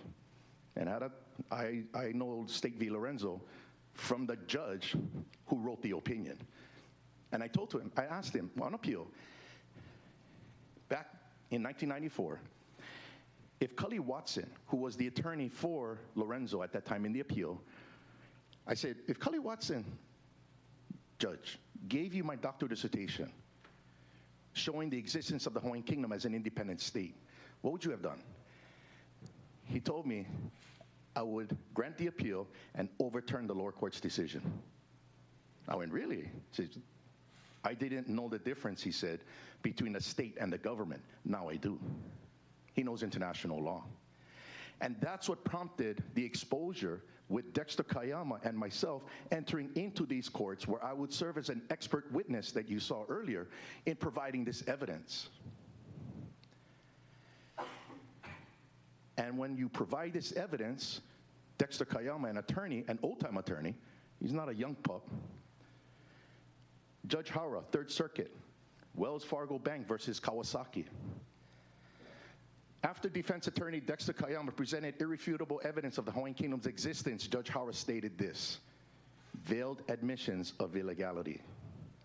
What you're asking the court to do is commit suicide, because once I adopt your argument, I have no jurisdiction over anything. Not only these kinds of cases where you may claim either being a part of or being a Hawaiian, a citizen of the kingdom, but jurisdiction of the courts evaporate. All of the courts across the state from the Supreme Court down, and we have no judiciary. I can't do that. That's from the transcripts. So nobody's refuting, because they can, but they're exerting power. Now, who is the victim? Not Dexter. Dexter's the attorney. Elaine Kawasaki, who's Japanese from Hilo. Has nothing to do with race. All procedures. And then in 2013, the U.S. Supreme Court has to deal with this can of worms. In State of Hawaii versus Kaulia, it says, whatever may be said regarding the lawfulness of its origins, the State of Hawaii is now a lawful government. That's a fiat. That's a proclamation. That's not based upon judicial evidence. It's a statement, which now has been used by other prosecutors and plaintiffs and judges, and cite, no, denied your motion to dismiss, denied. And what you end up happening, and what's happening is you're racking up victims. That's what's happening. And there's a record of it. Victims, not just natives, just victims. People who are waking up to their rights, asking a question, get hit. House gone, incarcerated. This issue is due process, not whether or not guilt or innocence. Due process, rule of law. Well, the Hawaii Supreme Court, there was a judge from Third Circuit, Hawaii, Judge Nakamura, reported Dexter Kayama to the Office of Disciplinary Counsel. Now they're going to hit the attorney for making these arguments. Supreme Court, in their decision, ODC versus Kayama in 2017, we conclude the respondent's accusations, Dexter Kayama, were not opinion based upon fully disclosed facts, but were mere allegations based upon tenuous legal analysis of broad statutory provisions which do not survive analysis. That's not what Judge Heen told me as a member of my doctoral committee. Then they go on to say, we conclude that Respondent Kayama's allegations imply a false assertion of fact, which could reasonably be interpreted as stating actual facts about their target, which are not true. They can't use evidence to say he's wrong. They use fiat, statements. That is not how a court is supposed to operate. They're not supposed to operate that way. But they do, because this is what this information does. So what you're seeing here is these officials of the state of Hawaii are not responding to the crisis, they are reacting to the crisis. And people are getting hurt through that reaction. And they're trying to use Dexter Kayama and the attack against him by the Supreme Court on a censure to warn other attorneys, don't bring this up in the court. Now, these actions actually show a pattern, and a pattern of criminal conspiracy under the law of occupation called war crimes. Failure to provide a protected person a fair and regular trial. Now it's just not the judge, it goes up the chain of command. These are the kind of issues, these facts that are irrefutable because they're pleadings, are going to be under the purview of the Royal Commission of Inquiry on whether or not criminal liability can be held on certain individuals, and whether or not their action or conduct called actus reus and mens rea, the guilty mind, fits elements of the crime. One of the commissioners of the Commission of Inquiry from Europe is actually providing a legal opinion on the elements of war crimes in Hawaii and actus reus and mens rea and their connection. This is serious. This is not a game. But yet the records have already been met and people have been hurt. What I recommend, don't keep moving down that path of getting people hurt. Stop, pause, ask questions, even if the questions are hard. So what is the state of Hawaii under international law? This is not my opinion. It's already been confirmed by international law experts that I confer with. The state of Hawaii is not an occupying power, established according to international law in order to administer the laws of the occupied state. State of Hawaii is it's a descendant. It's a successor of the provisional government, which you just saw, which, as President Cleveland said, owes its existence to an armed invasion by the United States. Under the law of occupation, the state of Hawaii is an armed force. It's not a government. So the key here is the state of Hawaii today is an armed force under international law. The key is, how do you transform it into a civilian administration to administer the laws of the occupied state so it can be fixed? See, that's the key. And whether or not international law allows that. And I can tell you, it does. So my job here is to explain how you folks can continue to do what you're doing within certain parameters. That's the key. So this is how it's going to get fixed.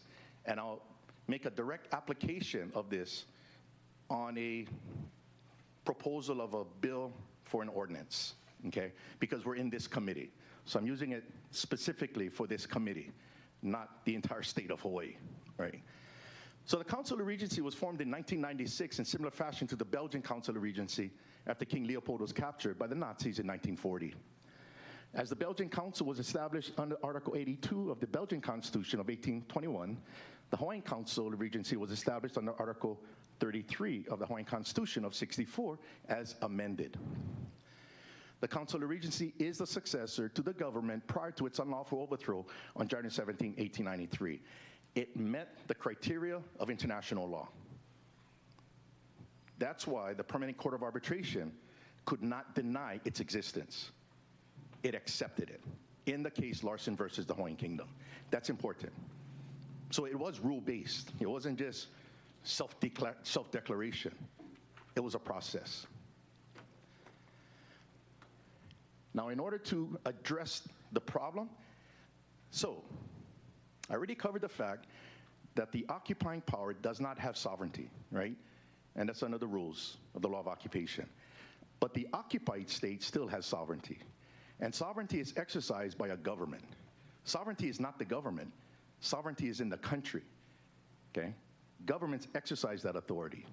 During occupations, as Ben Viniste pointed out, governments of occupied states formed in exile or within the territory of the occupied state can still legislate.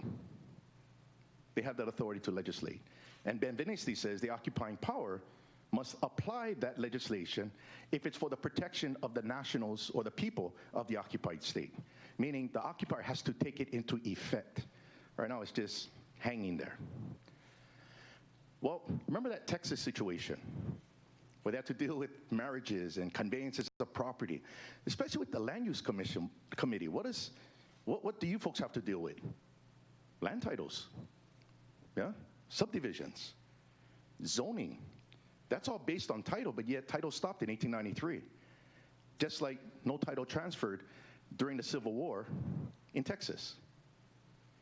And the Supreme Court had to come up and fix that and make that common law decision that it would recognize conveyances, lawful descents, and so forth. So in line with the United States Supreme Court, the Hawaiian Kingdom Council of Regency proclaimed provisional laws for the country. And you folks have a copy of that. So the Regency, serving in the absence of the monarch and temporarily exercising the royal power of the kingdom, and this is all verbiage from Kingdom era law. Do hereby acknowledge that acts necessary to peace and good order among the citizenry and residents of the Hawaiian Kingdom, such, for example, as acts sanctioning and protecting marriage and the domestic relations, governing the course of descents, regulating the conveyance and transfer of property, real and personal, and providing remedies for injuries to person and estate, and other similar acts which would be valid if emanating from a lawful government, must be regarded in general as valid when proceeding from an actual though unlawful government. But acts in furtherance or in support of rebellion or collaborating against the Hawaiian Kingdom or intended to defeat the just rights of the citizenry and residents under the laws of the Hawaiian Kingdom, and other acts of like nature must in general be regarded as invalid and void. That needs to be taken into effect to remedy the problem. That can't be denied. And that law also stated, the proclamation also stated, that from the date of this proclamation, all laws that have emanated from an unlawful legislature since the insurrection began on July 6, 1887, to the present, to include United States legislation, shall be the provisional laws of the realm, subject to ratification by the Legislative Assembly of the Hawaiian Kingdom once assembled, with the express proviso that these provisional laws do not run contrary to the express reason and spirit of the laws of the Hawaiian Kingdom prior to July 6, 1887, the international laws of occupation, and international humanitarian law. And if it be the case, they shall be regarded as invalid and void. One particular law that will be invalid and void is what I mentioned earlier, the Jones Act. Jones Act doesn't apply here. That's an American law. Plus, it runs contrary to Hawaiian Kingdom law. It benefits the merchant marines of the United States, right? Another act that is invalid, International Revenue Service, IRS taxes. Those can only be taxed amongst the citizenry in a foreign state, but cannot be applied in the territory of a foreign state. Hawaiian taxes, called State of Hawaii taxes, county taxes are recognized. That's what that means.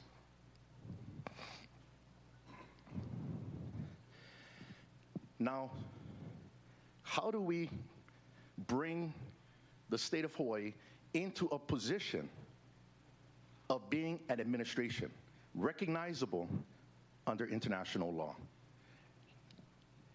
What I'm pointing out to you folks here is there is a narrative that I'm explaining through the law. I'm just making it simple, but it's all law-based. It's all based on the principle of rule of law and compliance, given a dire situation. So governments do have an inherent right to recognize foreign governments. You saw that with the U.S. Ambassador John Stevens, giving de facto recognition to the insurgents. But they were supposed to have been successful They didn't meet that criteria. So therefore, that wasn't real. The Hawaiian Kingdom has that inherent right to recognize foreign governments. It does. So, on July 3rd, 2019, actually the council met and we had to discuss these issues. And this is how the county June 3rd. And the state. June 3rd. Huh? June 3rd, 2000. Yeah, June 3rd, 2019. Yes. Did I say another date? Oh, I'm sorry. Mahalo, Chair. June 3rd, 2019. Now, therefore, we, the acting council of regency of the Hawaiian Kingdom, serving in the absence of the monarch and temporarily exercising the royal power of the kingdom, do hereby recognize the state of Hawaii and its counties as the administration of the occupying power, whose duties and obligations are enumerated in the 1907 Hague Regulations, the 1949 Geneva Convention, and international humanitarian law. And we do hereby further proclaim that the state of Hawaii and its counties shall preserve the sovereign rights of the outstate government and protect the local population from exploitation of their persons and property, both real and personal, as well as their civil and political rights under Hawaiian Kingdom law. Now, that's just the recognition of an entity, right? The key is, are we authorized to actually do that? We actually are, and the Permanent Court of Arbitration verified that we're actually a government. So it's not like it's a self-proclaiming, it's according to certain rules. Now, because of that, remember that 2013 Supreme Court decision in State of Hawaii versus Kaulia, where it said, whatever may be said regarding the lawfulness of its origins, the state of Hawaii is now a lawful government. Well, as of 2019, the proclamation of the Council of Regency, whatever may be said regarding the lawfulness of its origins, the state of Hawaii is now a lawful government. And all it needed was recognition. So now, how does this information apply to a bill for an ordinance coming out of the committee? Okay. Well, the origin of land titles throughout the Hawaiian Islands all stem from land commission awards and royal patents. So this is a tax map assessment, tax assessment map with tax map keys. And if you notice, you see LCA, LC award. All titles in Hawaii originate 1845. Here's a land commission award. William Crowning Bird, Waikapu. From the evidence, it appears that the claimant, owning in right of his wife a small land in Waikapu by the name of Pilipili, exchanged the same for Pupahoehoe in the year 1832. The land now claimed, and that he has continued to occupy the same in peace down to the present time. This title is made clear by the first rule of the board. This is the Board of Land Commissioners, Board of Commissioners to quiet land titles. And we do therefore award to the aforesaid claimant, William Croningberg, a freehold title less than a lodial, or in other words, a life estate in the lands. What a lot of people need to realize is land commission awards were not all fee simple. It included leasehold, life estates, and fee simple. Now, if it was a life estate, this person, Croningbird, will have to convert it into a fee, and that's when you get a royal patent. So all royal patents are fee simple that may have converted from a life estate. So here is Croningberg's royal patent, and if you look at the top, it refers to Kuleana Helu 433. He converted his life estate into a fee simple title. That's what that royal patent means. But I want to draw your attention on what is in Hawaiian law a condition of all land title transactions. Oops. Reserving the rights of native tenants. Oh, wait, sorry. That's, oh. Koi ke kuleana o na kanaka. Koi nai na kuleana o na kanaka maloko. Reserving the rights of native tenants. That's a condition in all property. But that's in Hawaiian. Here is a royal patent in English to Robinson. You also have that provision, reserving the rights of native tenants in English. What is reserving the rights of native tenants? In Kekiiki versus Edward Dennis, the Hawaii Supreme Court stated, and this was by Judge William Lee, moreover, said the court, even if the king had not made this reservation on the deed, the plaintiff's title would be good, for the people's lands were secured to them by the constitution and laws of the kingdom, and no power can convey them away, not even that of royalty itself. The king cannot convey a title greater than he has, and if he grants lands without reserving the claims of tenants, the grantee must seek his remedy against the grantor and not dispossess the people of their callow patches. So the rights are secured in constitutional law, right? So that means native tenant rights are there, which are not just how a native will derive land, a kuleana, but also gathering. But all of this is defined by Hawaiian law, not American law. Dr. Sai, do you mind if we take a 10-minute pause for the cause? Sure. Okay. So, my apologies. A 10-minute break. We're going to be in recess for 10 minutes. The time is about 11 o'clock. We'll be back at 11:10.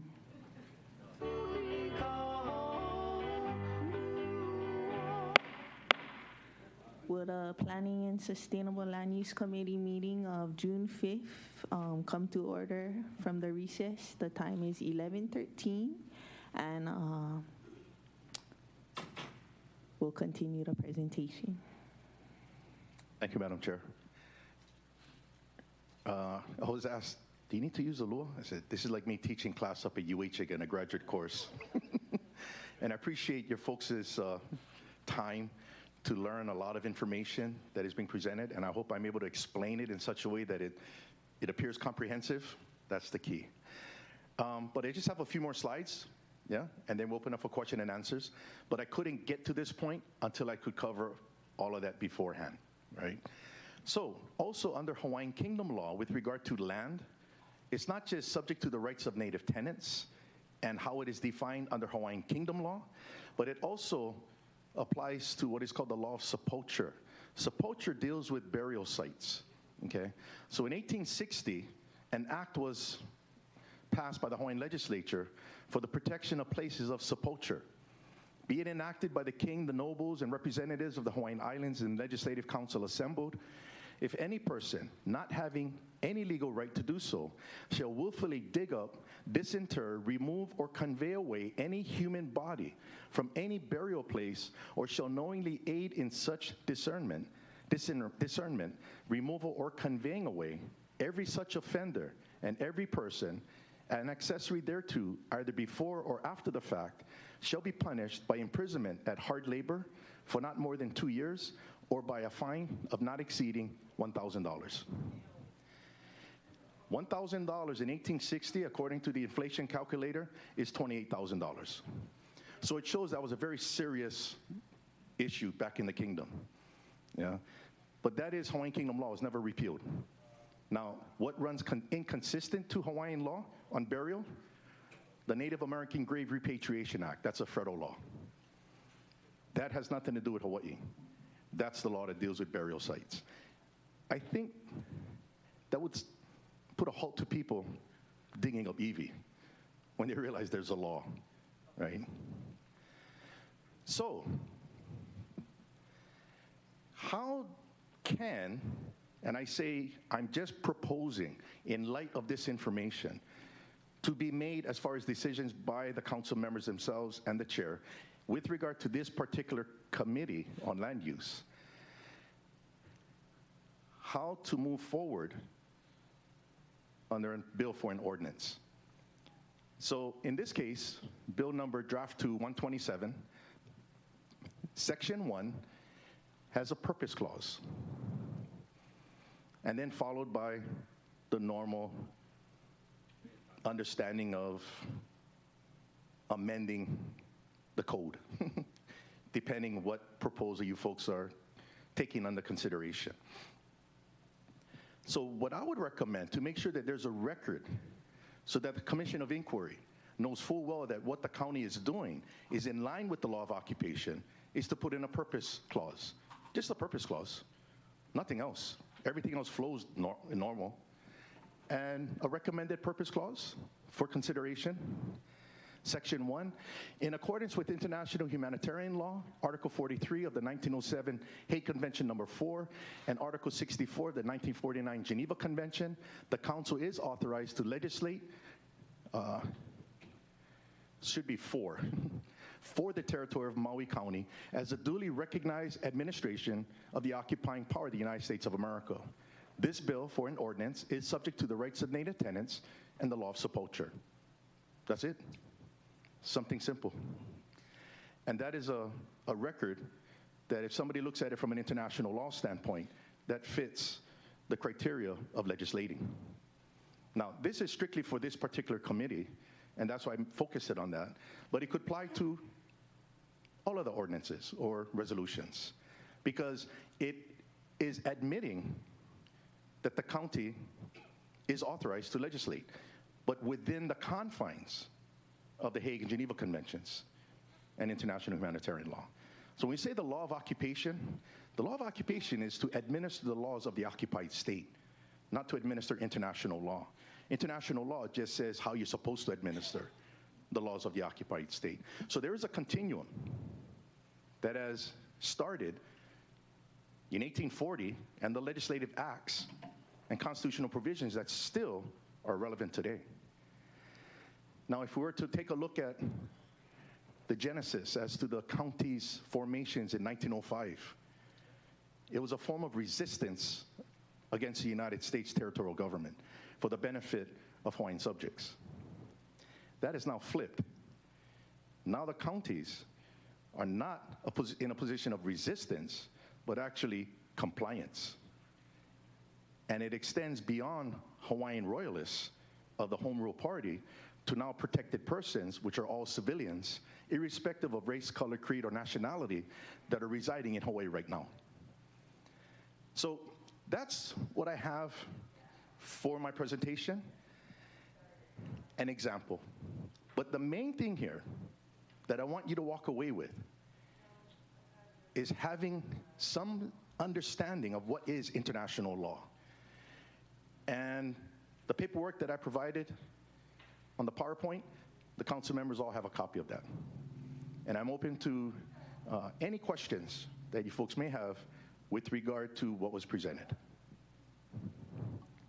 Or do I need your? I'll call the Okay. members. I'm sorry. Member Lee. Thank you, Dr. Sai, for coming again. And again, your presentation was very thought-provoking, enlightening, but also disturbing, because this is a sort of like confusing information in a sense. Yeah? For instance, and I'll give you a real quick for instance, you're suggesting that we adopt that type of language in some of our ordinances. Suggestion only. Yeah. Yeah. A suggestion. On the one hand, and then on the other hand, you're also saying that our entire government is illegitimate. So, you know, I'm trying to figure out,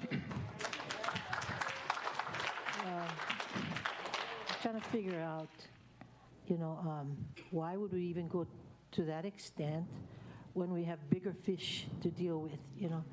And It's a good question. Can I respond? Or do you want to have another question? I'd rather have another question, because that, because I really want to get to the heart of what we do before you start going with the other members who I know are going to have a lot of questions too. So I might lose my turn. Okay. Okay, thanks. Okay, one of our jobs, one of our important jobs is to review and approve or deny land use applications, you know, whether it's for housing, or various uses, okay? Now, if we were to accept all the assertions you made, yeah, we don't even have that authority.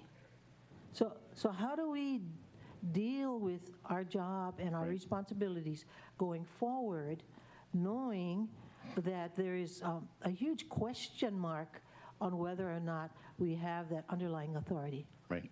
No, good question. Good question, Councilwoman Lee. As far as what's disturbing about I'm there. It is hard to fathom. Something that you believed all your life has just been flipped upside down. I understand that. In academia, we call that cognitive dissonance. Cognitive dissonance, going back and forth because of new information. And it can only be processed through a particular lens that may not be capable of processing it, which creates the dissonance. Like, right? And then it then would lead to what is called confirmation bias, another psychological term, that I just want to see things that confirm my own bias, my preconceived notion. So it's a normal thing. It's okay. It's not disturbing to the effect that it changed our history, but it is disturbing in the fact that you're now being faced with it. So when I speak about the status of the state of Hawaii, I'm not singling out the Maui County Council. I'm talking about the state of Hawaii, and that is true. It can't be falsified. Remember that person who spoke about how that Hague proceedings affected him and ramifications? That was back in 2001. That was a panel discussion held at the University of Hawaii. That person there his name is Alan Ho. Alan Ho is a very respectable person. He's a former judge, district court judge, and he's a current attorney. He's also a war veteran, Purple Heart. He's alert, long range patrol. He and we talk military jargon. And you know one thing that he told me? He told me how he was asked by other attorneys when he came home. He said, you know, you're talking about the Hawaiian Kingdom still existing. The United States is illegally here. He told me an attorney said that to him and said, how do you reconcile your Purple Heart and your service in Vietnam? That was a really hard question given to Alan. Alan told me what he told that other attorney. This was his way of reconciling it. He said, I was a mercenary, and I was damn good at it. I survived. That was his way to address it. Now, Alan Ho's son, Nainoa Ho, was one of the first casualties in the Iraq War. He's a Kamehameha graduate, got his commission from the University of Hawaii, and he got taken out by a sniper. Alan is very much committed to the Veterans Association, but he doesn't mince words on whether or not the Hawaiian Kingdom exists. He knows it exists. But everybody has a way to deal with the disturbing information, and people have their own experience. So that aside, the point is the state of Hawaii does not have lawful authority. It doesn't. And yeah, nobody can falsify that already. Now, whether people accept it, well, you saw what happened with the judges. Judge Howard said, I'm committing suicide. I can't deal with it. The problem there is that's a record being made.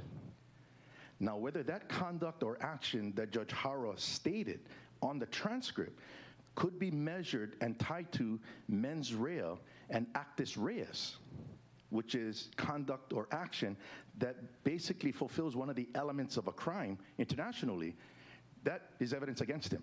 I'm not saying it is right now. I don't know. That's what that legal expert in Europe is going to be providing. And he is the foremost expert on war crimes and genocide. That's who's involved with it. What I encourage people to do is don't say things.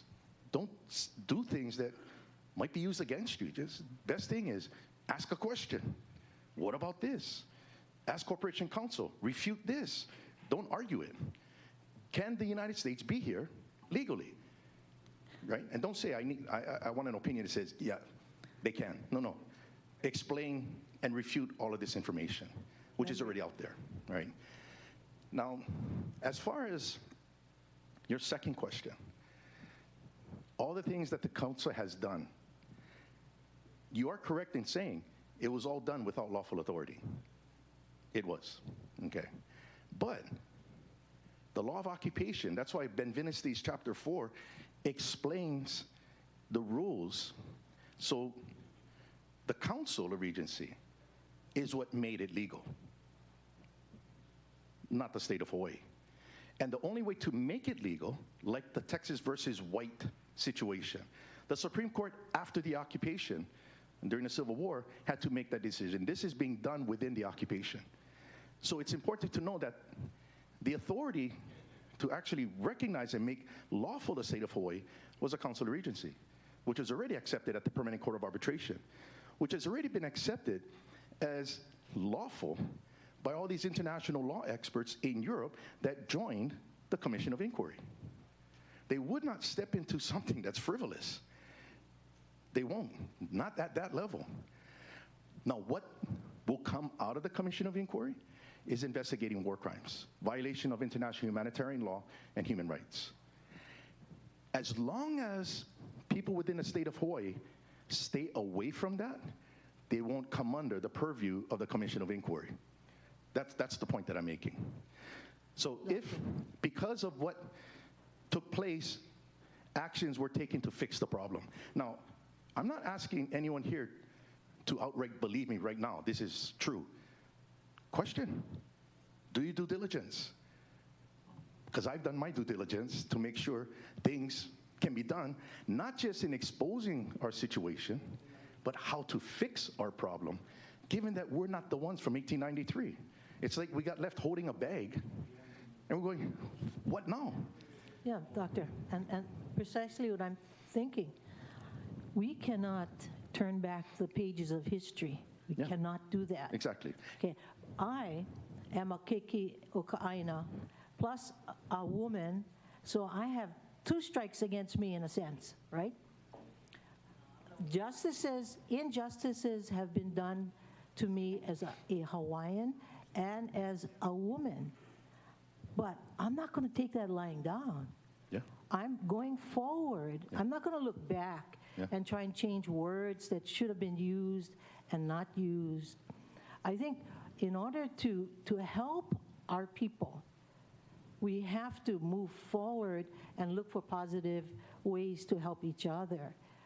To concentrate on the past and try to fix the past where it is like almost overwhelming, because, you know, we are the lowest form of government here. We don't have the power. We don't have the jurisdiction. Neither does our state legislators. Yeah, it's on a much higher level. What you're talking about, you know, war crimes and so forth. That's way beyond our jurisdiction. What we can do is help our people here, you know, find homes, find jobs, find their identities, find self-esteem. Those are the kinds of things I believe that we can do that's kind of relevant. You know, it's relevant and important. Now, the presentation I gave actually fixed the problem for you folks to continue to do what you're doing. We're not going back to the past. Rules of international law were applied. You folks are now in a position where you just continue where you left off. That's what I came to. But it's just that you folks need to have some kind of record made that the council after now is not the same council before. That's really all it is. The change has been made. So that's what I had to ponder on this, because after up to the first presentation, when the chair asked me to present, and this stemmed from Hawaii County Council trying to address this problem, but it turned political over there, right? Jennifer Ruggles was demonized and stories made up, right? And she's a woman, right? But I'm not accusing that it's a feminine issue, but I'm saying it was very disrespectful no matter who it was, what took place. What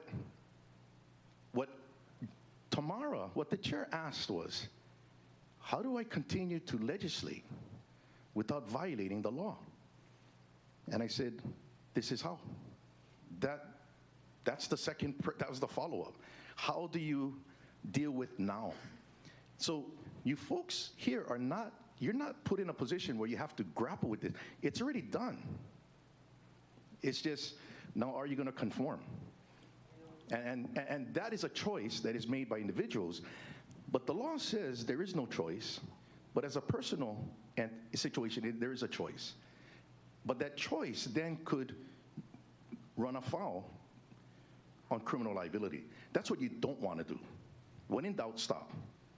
Ask advice. and get advice from people who know what they're talking about with regard to a particular topic that is of particular concern. The thing about the Commission of Inquiry that I had to ensure as the head of the Commission of Inquiry is that it stood alone. Its reputation was above reproach, that its members who are part of it have reputations and expertise above reproach, and it is unbiased. It is objective. That's the key, because all we have is the truth. All I'm doing is telling the truth. That's all. I'd like to recognize Chair King has a question as well. Yes. So I wanted to get clarification because I feel like what we're doing is we're learning from the past so that we can go forward. And I wanted to get some more details on the Council of Regency June 3rd event. Is there anything in the paperwork that you gave us that talks about that? Because that was the decision. The provisional. Right, that was the provision that you made that accepted our current form of government, but I didn't see anything in here that. Yep, the proclamation should be in there. Okay. You have a copy of that. Okay, is that the one that? Well, they all have this in today's date. That one should be 8 pages. There's several Should be proclamations. the one with most pages. Okay. There's that. Is it this one?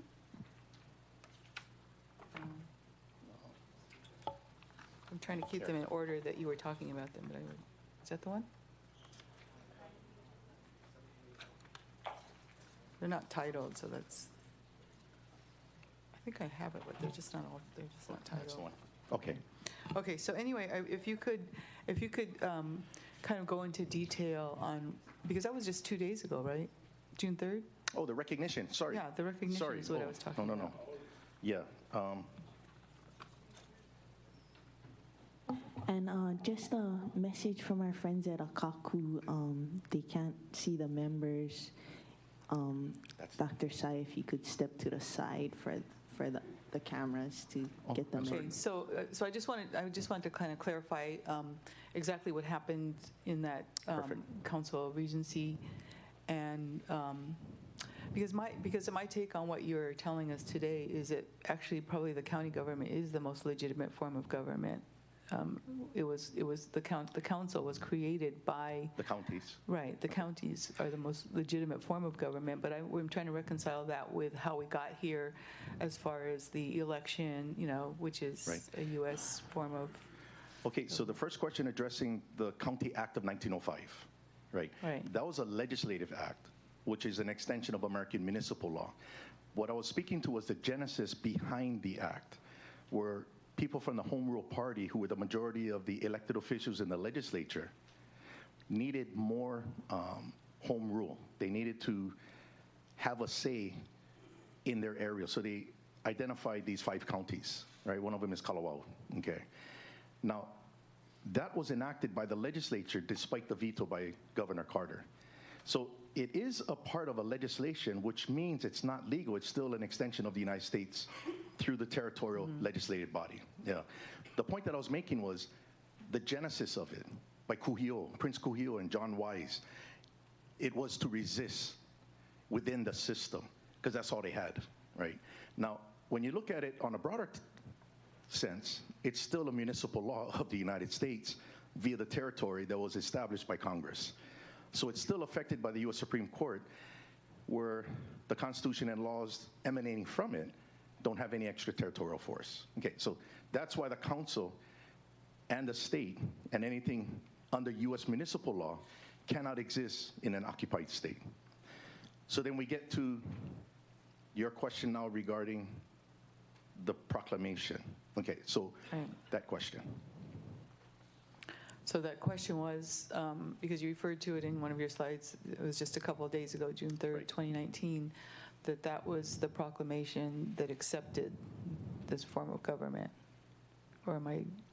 Recognized it. Recognized it. Right, because under international law, governments, whether in exile, during occupation, or in situ, which is in the territory, still has that capacity to recognize foreign governments, right, for diplomatic purposes. But it doesn't preclude a government from recognizing, for international law purposes, an administration under the law of occupation. That was the basis of the proclamation. Now, the criteria for an administration of an occupying state within an occupied territory is not a question of legitimacy, but whether or not it is tied to an occupying power. Obviously, the state of Hawaii is tied to an occupying power. It was created by U.S. Congress. Now, the criteria for international law purposes says that administrations of an occupying state, there is a requisite on effective control. And in that proclamation, it addresses Article 42 of the Hague Convention. It's also what Benveniste refers to in the international law in that chapter. It's part of the law of occupation. So if an entity other than the occupied state's government is in effective control because of occupation, they have a duty to administer the laws of the occupied state under Article 43 of the Hague Convention. That's the follow-up. Now remember that point that Benveniste stated that I had on the monitor, the PowerPoint. Benveniste says that the law of occupation still applies even if the occupier did not set up an administrative body. And that's exactly what happened here. They didn't set one up in 1893. And that's what led to where we are now. But the law of occupation does allow for an entity that is in effective control of territory, which the county is in effective control of 3 islands. That meets the requirement on whether or not it can be recognized as an administrative body for the occupying state. That's not speaking on behalf of any other county or the state. It's just what the county council has. So it had to be addressed in order to allow the council to move forward. It had to be given authority recognizable under international law, not American law. And that's what the proclamation was about. Proclamation is. Yes. Okay. And that, I mean, I guess I'm grateful to you for doing that, but I'm surprised that we didn't see anything about this, on the news or, it seems like a big deal. Hey, the Permanent Court of Arbitration, Larson versus Hawaiian Kingdom, it was nowhere in the news. That was a big deal back then. Even Alan Ho said that was a big deal, but nobody heard about it. That's why it was almost like even with perfect title, when we're coming out with the reality of land titles, which now makes perfect sense.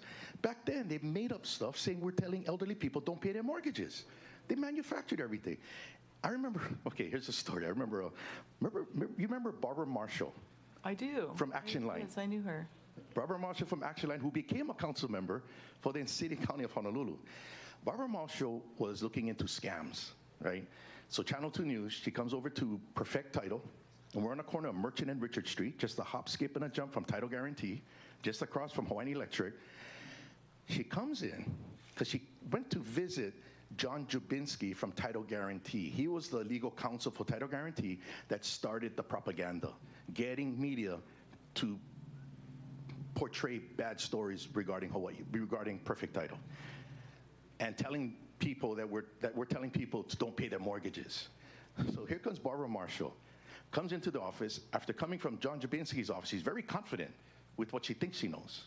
She gets me on camera and she goes, "Are you telling people don't pay their mortgages?"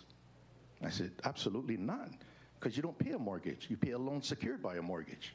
She looks at me, "What?"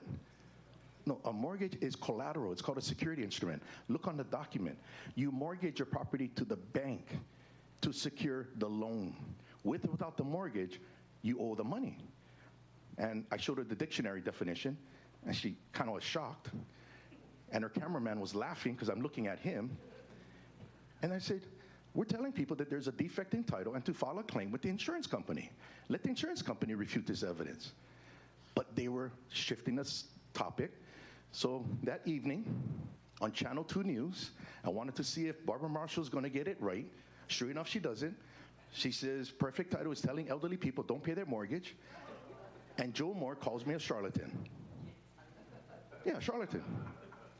And I have to admit, I went, "What's a charlatan?" I had to look it up. So I pulled up the dictionary. It's a shyster. Wow. That's not what happened with Barbara Marshall. And then all of a sudden, nonstop. So this information that that is not being brought out in the news, it's a pattern. Now, I have to admit, Maui no Ka'oi, Maui Time Weekly article that covered the first presentation was the best article I've ever read regarding this information. It was unbiased, it was objective, and just reporting the facts. It wasn't taking a position. And I've never met this reporter, Axel Beers, which is a great name, Axel Beers. Mahalo nui. So, in the beginning, and that's why I needed to share my story, because a lot of people share stories about me that they think they know when they don't. So when I presented my story here, I was always here to fix the problem. I was never here to exacerbate it. And that's my military background. My family, we're not activists. My family is so conservative. You know, my Auntie Marlene is a singer, you know. I served in the military. My uncles are police officers, police chiefs. My son is a police officer in Honolulu. My son works at Bank of Hawaii. I have a granddaughter. And I teach this stuff. So I wanted to take this opportunity for you folks to actually hear my story. And this is how we could fix the problem. And I ask everyone to do their due diligence as well. Don't take for granted what I'm telling you here. But I think you can take confidence in what I'm saying based upon my experience. That's all. I just follow. So where did that meeting take place, the June 3rd? Was that in Hawaii? Actually, in Hilo. In Hilo, okay. And, yep. So, you know, I wrote down that, because I didn't see it, I didn't see where it was, that paragraph right there. I didn't see where it was. I'm sure it's in one of these documents. Okay, no, that was just a recommendation on the PowerPoint. But you folks have a copy of the PowerPoint. Yeah, okay, so I know that you were recommending that go into the bills. That As a purpose clause. As a section 1 for sort of a standard language. I did want to point out that the bill that you were referencing was not a bill that would come out of this committee, because it was an environmental bill, but that's okay. It's a good bill. Okay. But is this existing anywhere right now, or is it a recommendation you're making to counties and states lawmakers? This text right here, section 1, was merely a recommendation on my part, given the issue of land and the law of sepulture and native tenant rights. No, I understand why. I just was wondering if it existed right now in any state legislature or county legislature, or if you are recommending, if you've done presentations to the other counties or the state legislature recommending that. Well, actually, I'm not going to mention who, but there is a council member in Honolulu that I'm meeting with tomorrow because of this. And yeah, people are starting to ask the right questions. I also am planning to meet with somebody from the legislature. See, the thing about this, we're all friends and family. This is not like I'm living on the other side of the world and I periodically show my face. We have family and friends. We have former teachers that are now legislators, that sheriff's department, police department. You know, I talk to everybody, and I'm not outside. I'm so inside. But people don't want to talk because they believe what they've been told.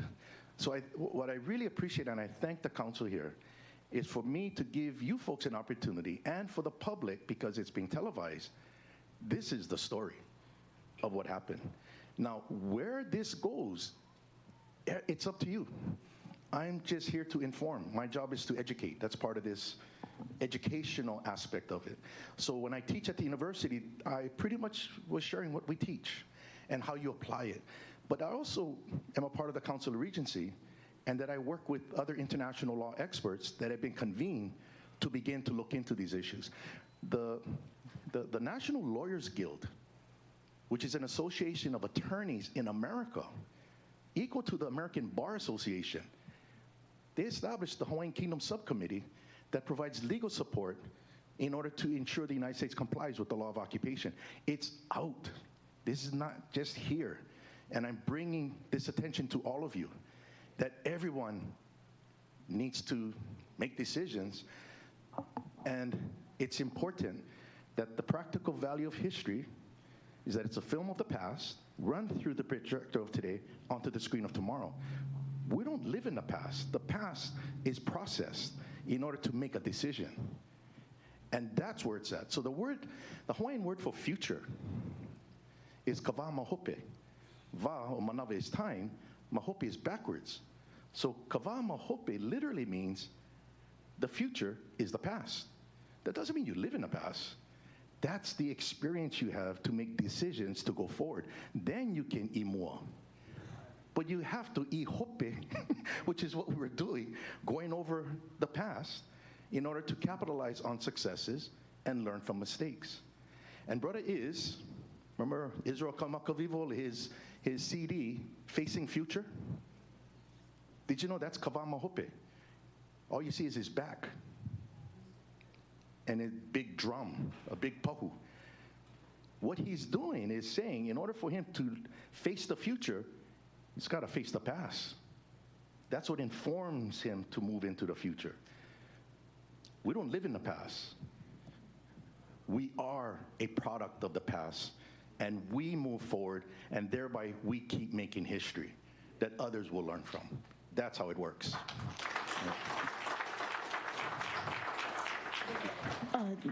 Dr. Sai, I have a question. Your PowerPoints points to many source documents, and are these documents available to the average layperson to search for? And where are examples of these repositories of the original documents? For example, President Cleveland's comments about the insurgents, annexation petition, etc. Yeah, that's actually in the executive documents of the United States Congress. December 18th, 1893, the president's message to Congress. So that's where the insurgency term comes from, President Cleveland. But that's online. If people want to have access to these records, most of them, please visit hawaiiankingdom.org. So one word, Hawaiian Kingdom. And there's laws, treaties, you actually see the original documents. And it's constantly being updated. Now, for updates on what's going on from a blog perspective, you can visit hawaiiankingdom.org/blog. And that's more current events, what's taking place. Yeah. Could they also get it from the Library of Congress? Well, you know, the beauty about this is because of technology, PDF, everything's scanned. Did you know Google Books is doing an outstanding job where you can actually do a Google search on a particular book and it pops up, like the entire executive documents, which is almost 1,200 pages. There's also another excellent resource that we use at the university with regard to information of the past from newspapers. Have you folks ever heard of Chronicling America? Coming out of the Library of Congress. So Chronicling America, if you type it, you can actually search all the newspapers, English papers, in the Hawaiian Kingdom, the Polynesian, the Gazette. You know, it's great stuff. And you get to actually hear what they said back then. And then when you pull it up, you're going, that's not what Queen Liliuokalani actually said, you know. So there is a lot of resources there, and I would love to provide you the links for the council, and maybe the council might want to put it up on their websites for their constituents to access. Sounds good. I'll take Member Sinensi, followed by Member Rollins-Fernandez. Mahalo, Chair. Thank you, Dr. Sai, for your presentation. I just had a question about the Commission of Inquiry. Right. Now, would the Council of Regency be conducting that inquiry? Who would be doing that inquiry? Good. At those proceedings? So in light of violations of the laws of war and occupation having occurred with impunity, when I mentioned to you folks what Judge Hara said, what the Supreme Court said, people don't realize that there's victims behind them that have suffered because of that, right? Failure to due process, right? Because of that, something had to be done. Just like how we had to take up the issue of how do we fix the county by what authority in recognizing a government for purposes of international law. So we have to look at, can something be done to hold people accountable? Well, I knew of royal commissions of inquiry established in monarchical forms of government. So Canada, because it's part of the British Commonwealth, Australia, New Zealand, and Great Britain. They actually form, out of the executive branches, royal commissions of inquiry. And commissions of inquiry are always set up in an ad hoc capacity. They're not standing, like a committee. It's an ad hoc entity because of a particular crisis that needs to be looked into. And the purpose of a commission is to provide a report for consideration. That's what it is. It's not that they act on the information. It's almost like fact-finding. So when I looked into Hawaiian Kingdom law, I had to find out if the Hawaiian Kingdom had royal commissions of inquiry, because we have to follow Hawaiian law, not British law, not Canadian law, and not Australian law. And I found that the first royal commission of inquiry was actually 1845, the Board of Commissioners to Quiet Land Titles. They weren't appointed by the legislature, they were actually appointed by the monarch in his executive function as the executive monarch. Came out of the Privy Council. Then I found another example. 3 years later, in 1848, a Royal Commission of Inquiry was established to investigate charges with regard to impeachment of Jared P. Judd, the Minister of Finance, where a complaint was lodged against him by the Chief Clerk of the Interior Department. So what was formed was a Royal Commission of Inquiry to determine whether or not there are grounds for impeachment, and which they found there were no grounds, right? But it shows you that impeachment process in the Hawaiian Kingdom is not a legislative process. That's an executive function. Very different from the United States. Impeachment is the House of Representatives, and then trial is the Senate, right? So we found many other commissions of inquiry. One was established because of the smallpox breakout, to look into that crisis and make a report, which eventually led to the Board of Health being created, and policies of quarantine. So that's when, before we start to accuse anyone of anything, even though the evidence is there, we need to follow the rule of law. And that's when it was decided that we have the authority to form a commission of inquiry, but we need to follow a precedent. So the precedents that we followed, see, we don't do things in a vacuum. We have to do our due diligence to make sure that there's precedents and authority by which we can do what we're doing. In 2008, the European Union established a commission of inquiry to look into the Georgia conflict with Russia. That was occupation and war, and whether or not war crimes are being committed. And the European Commission out of the European Union identified a head for the commission of inquiry with the particular mandate, but also the capacity to appoint experts in certain fields that will be foundational for the report itself. So in the particular fields that I put together, experts from Europe, international law, meaning the continuity of the Hawaiian Kingdom under international law. Here's the expert. Humanitarian law and war crimes and genocide. I got him. He's the foremost authority. Human rights and self-determination of a people during occupation. Very different from colonization, self-determination. It applies to occupied states. And then the legal and political history of Hawaii. These 4 themes will be chapters in Volume 2, which would inform the report. Now, when I take a look at Judge Hara's statement with my deputy head, who's an international law professor, I need a lens to determine what actions are criminal. And that's what this person in Europe is putting together, and he should be completed by the end of June.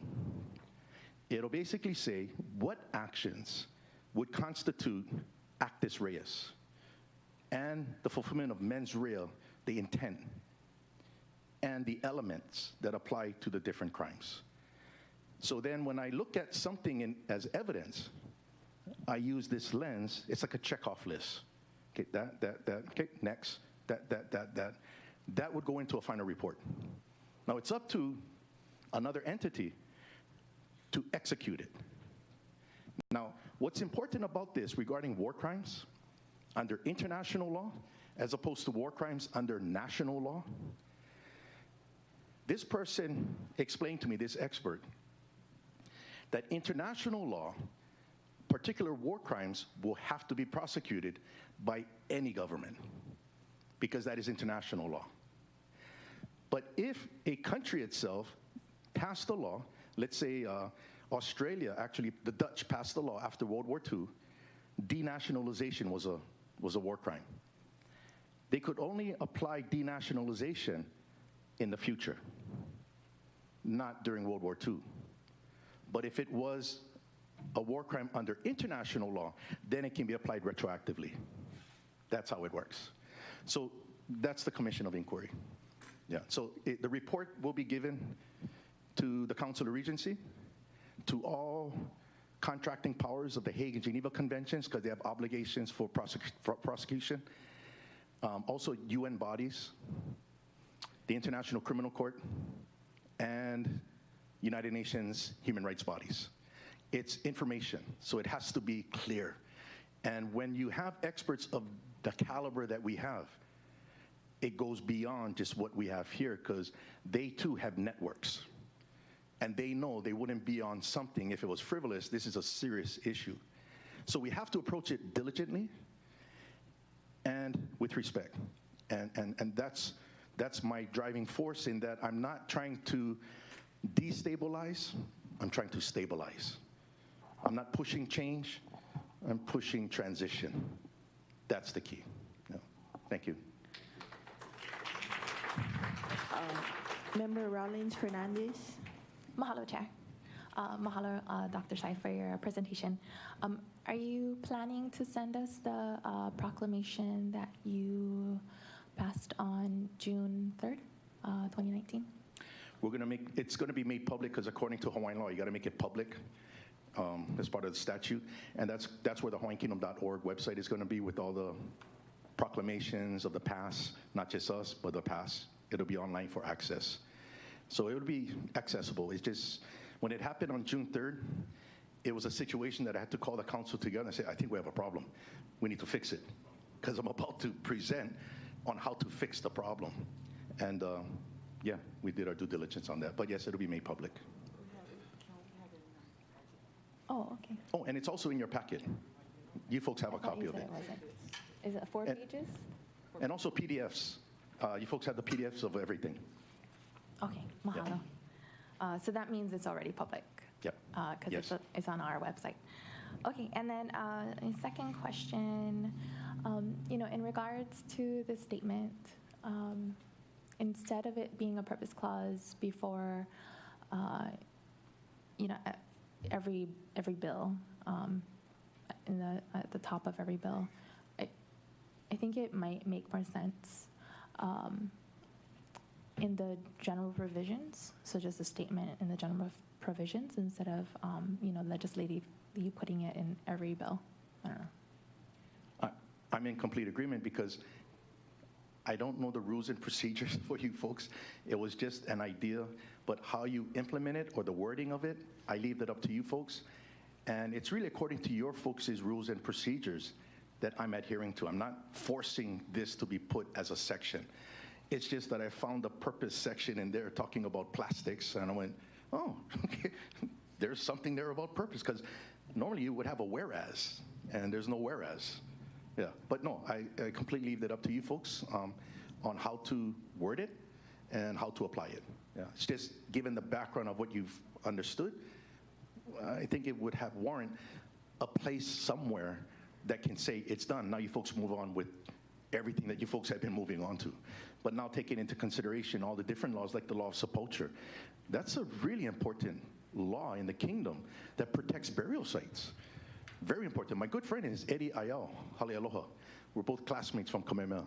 And he actually asked me about writing something up, because they're trying to repatriate some artifacts from a British museum.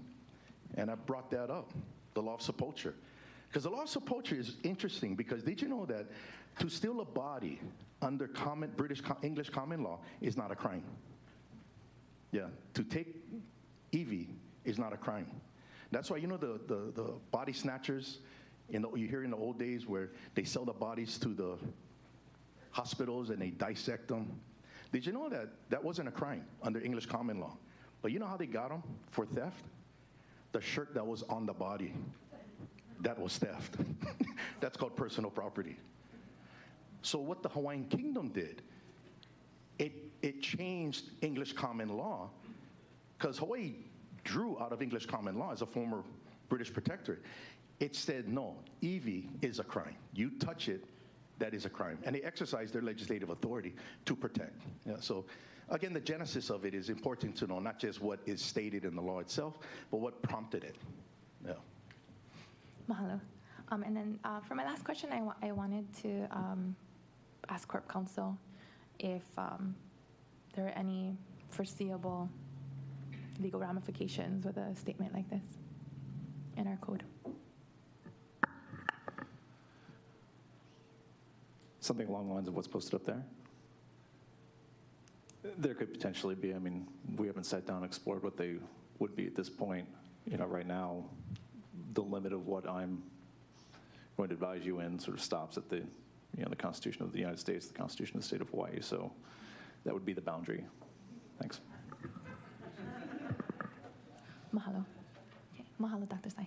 Mahalo, Chair. Member, any further questions, members? I just had one more question.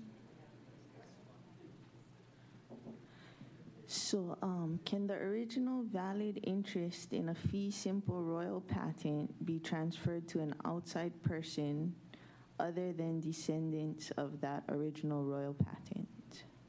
Good question.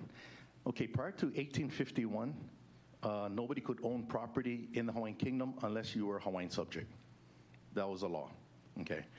But and the reason why that law was made was because a lot of foreigners who got land would turn to their government to send gunboats, like Richard Carleton and the whole Paulette situation, Lord Paulette, when the British came over and took over. That was over a 300-year lease that was given to Charlton. And it wasn't recognized by the Hawaiian government because you can't give a 300-year lease. So the provision on the Hawaiian law was to prevent others from calling in their gunboats. So only Hawaiian subjects can have fee simple title.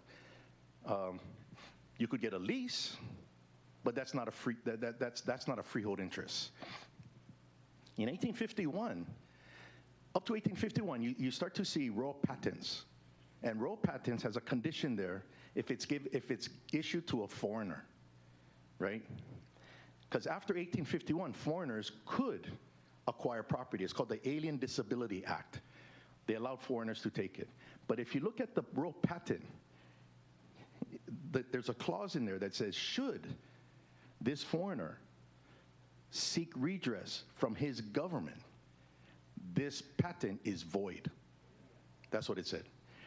So that was their concern, but it actually was okay after a while because the titles were subject to the laws of the country, and that Hawaii's foreign relations was on a good level with other countries like France, Great Britain. I mean, you had some flare-ups with France, Laplace and others, but they were able to remove that section. So now, Section 6 of the Hawaiian Civil Code says the laws are obligatory upon all persons, whether subjects of this kingdom or citizens or subjects of any foreign state, while within the limits of this kingdom. And it applies to all property. So they were able to ensure that if you call a foreigner for your support, that's called treason. You lose it. And property can be confiscated for treason. So in answer to your question, Madam Chair, foreigners can acquire territory, but subject to the laws of the country and taxation. Yeah. Subject to the corporate rights of the Hawaiian body politic. And then why do royal patents and land commission awards continue to be recognized on subdivision maps and title? Good question. So like I shared with, what I showed earlier, the tax map, right?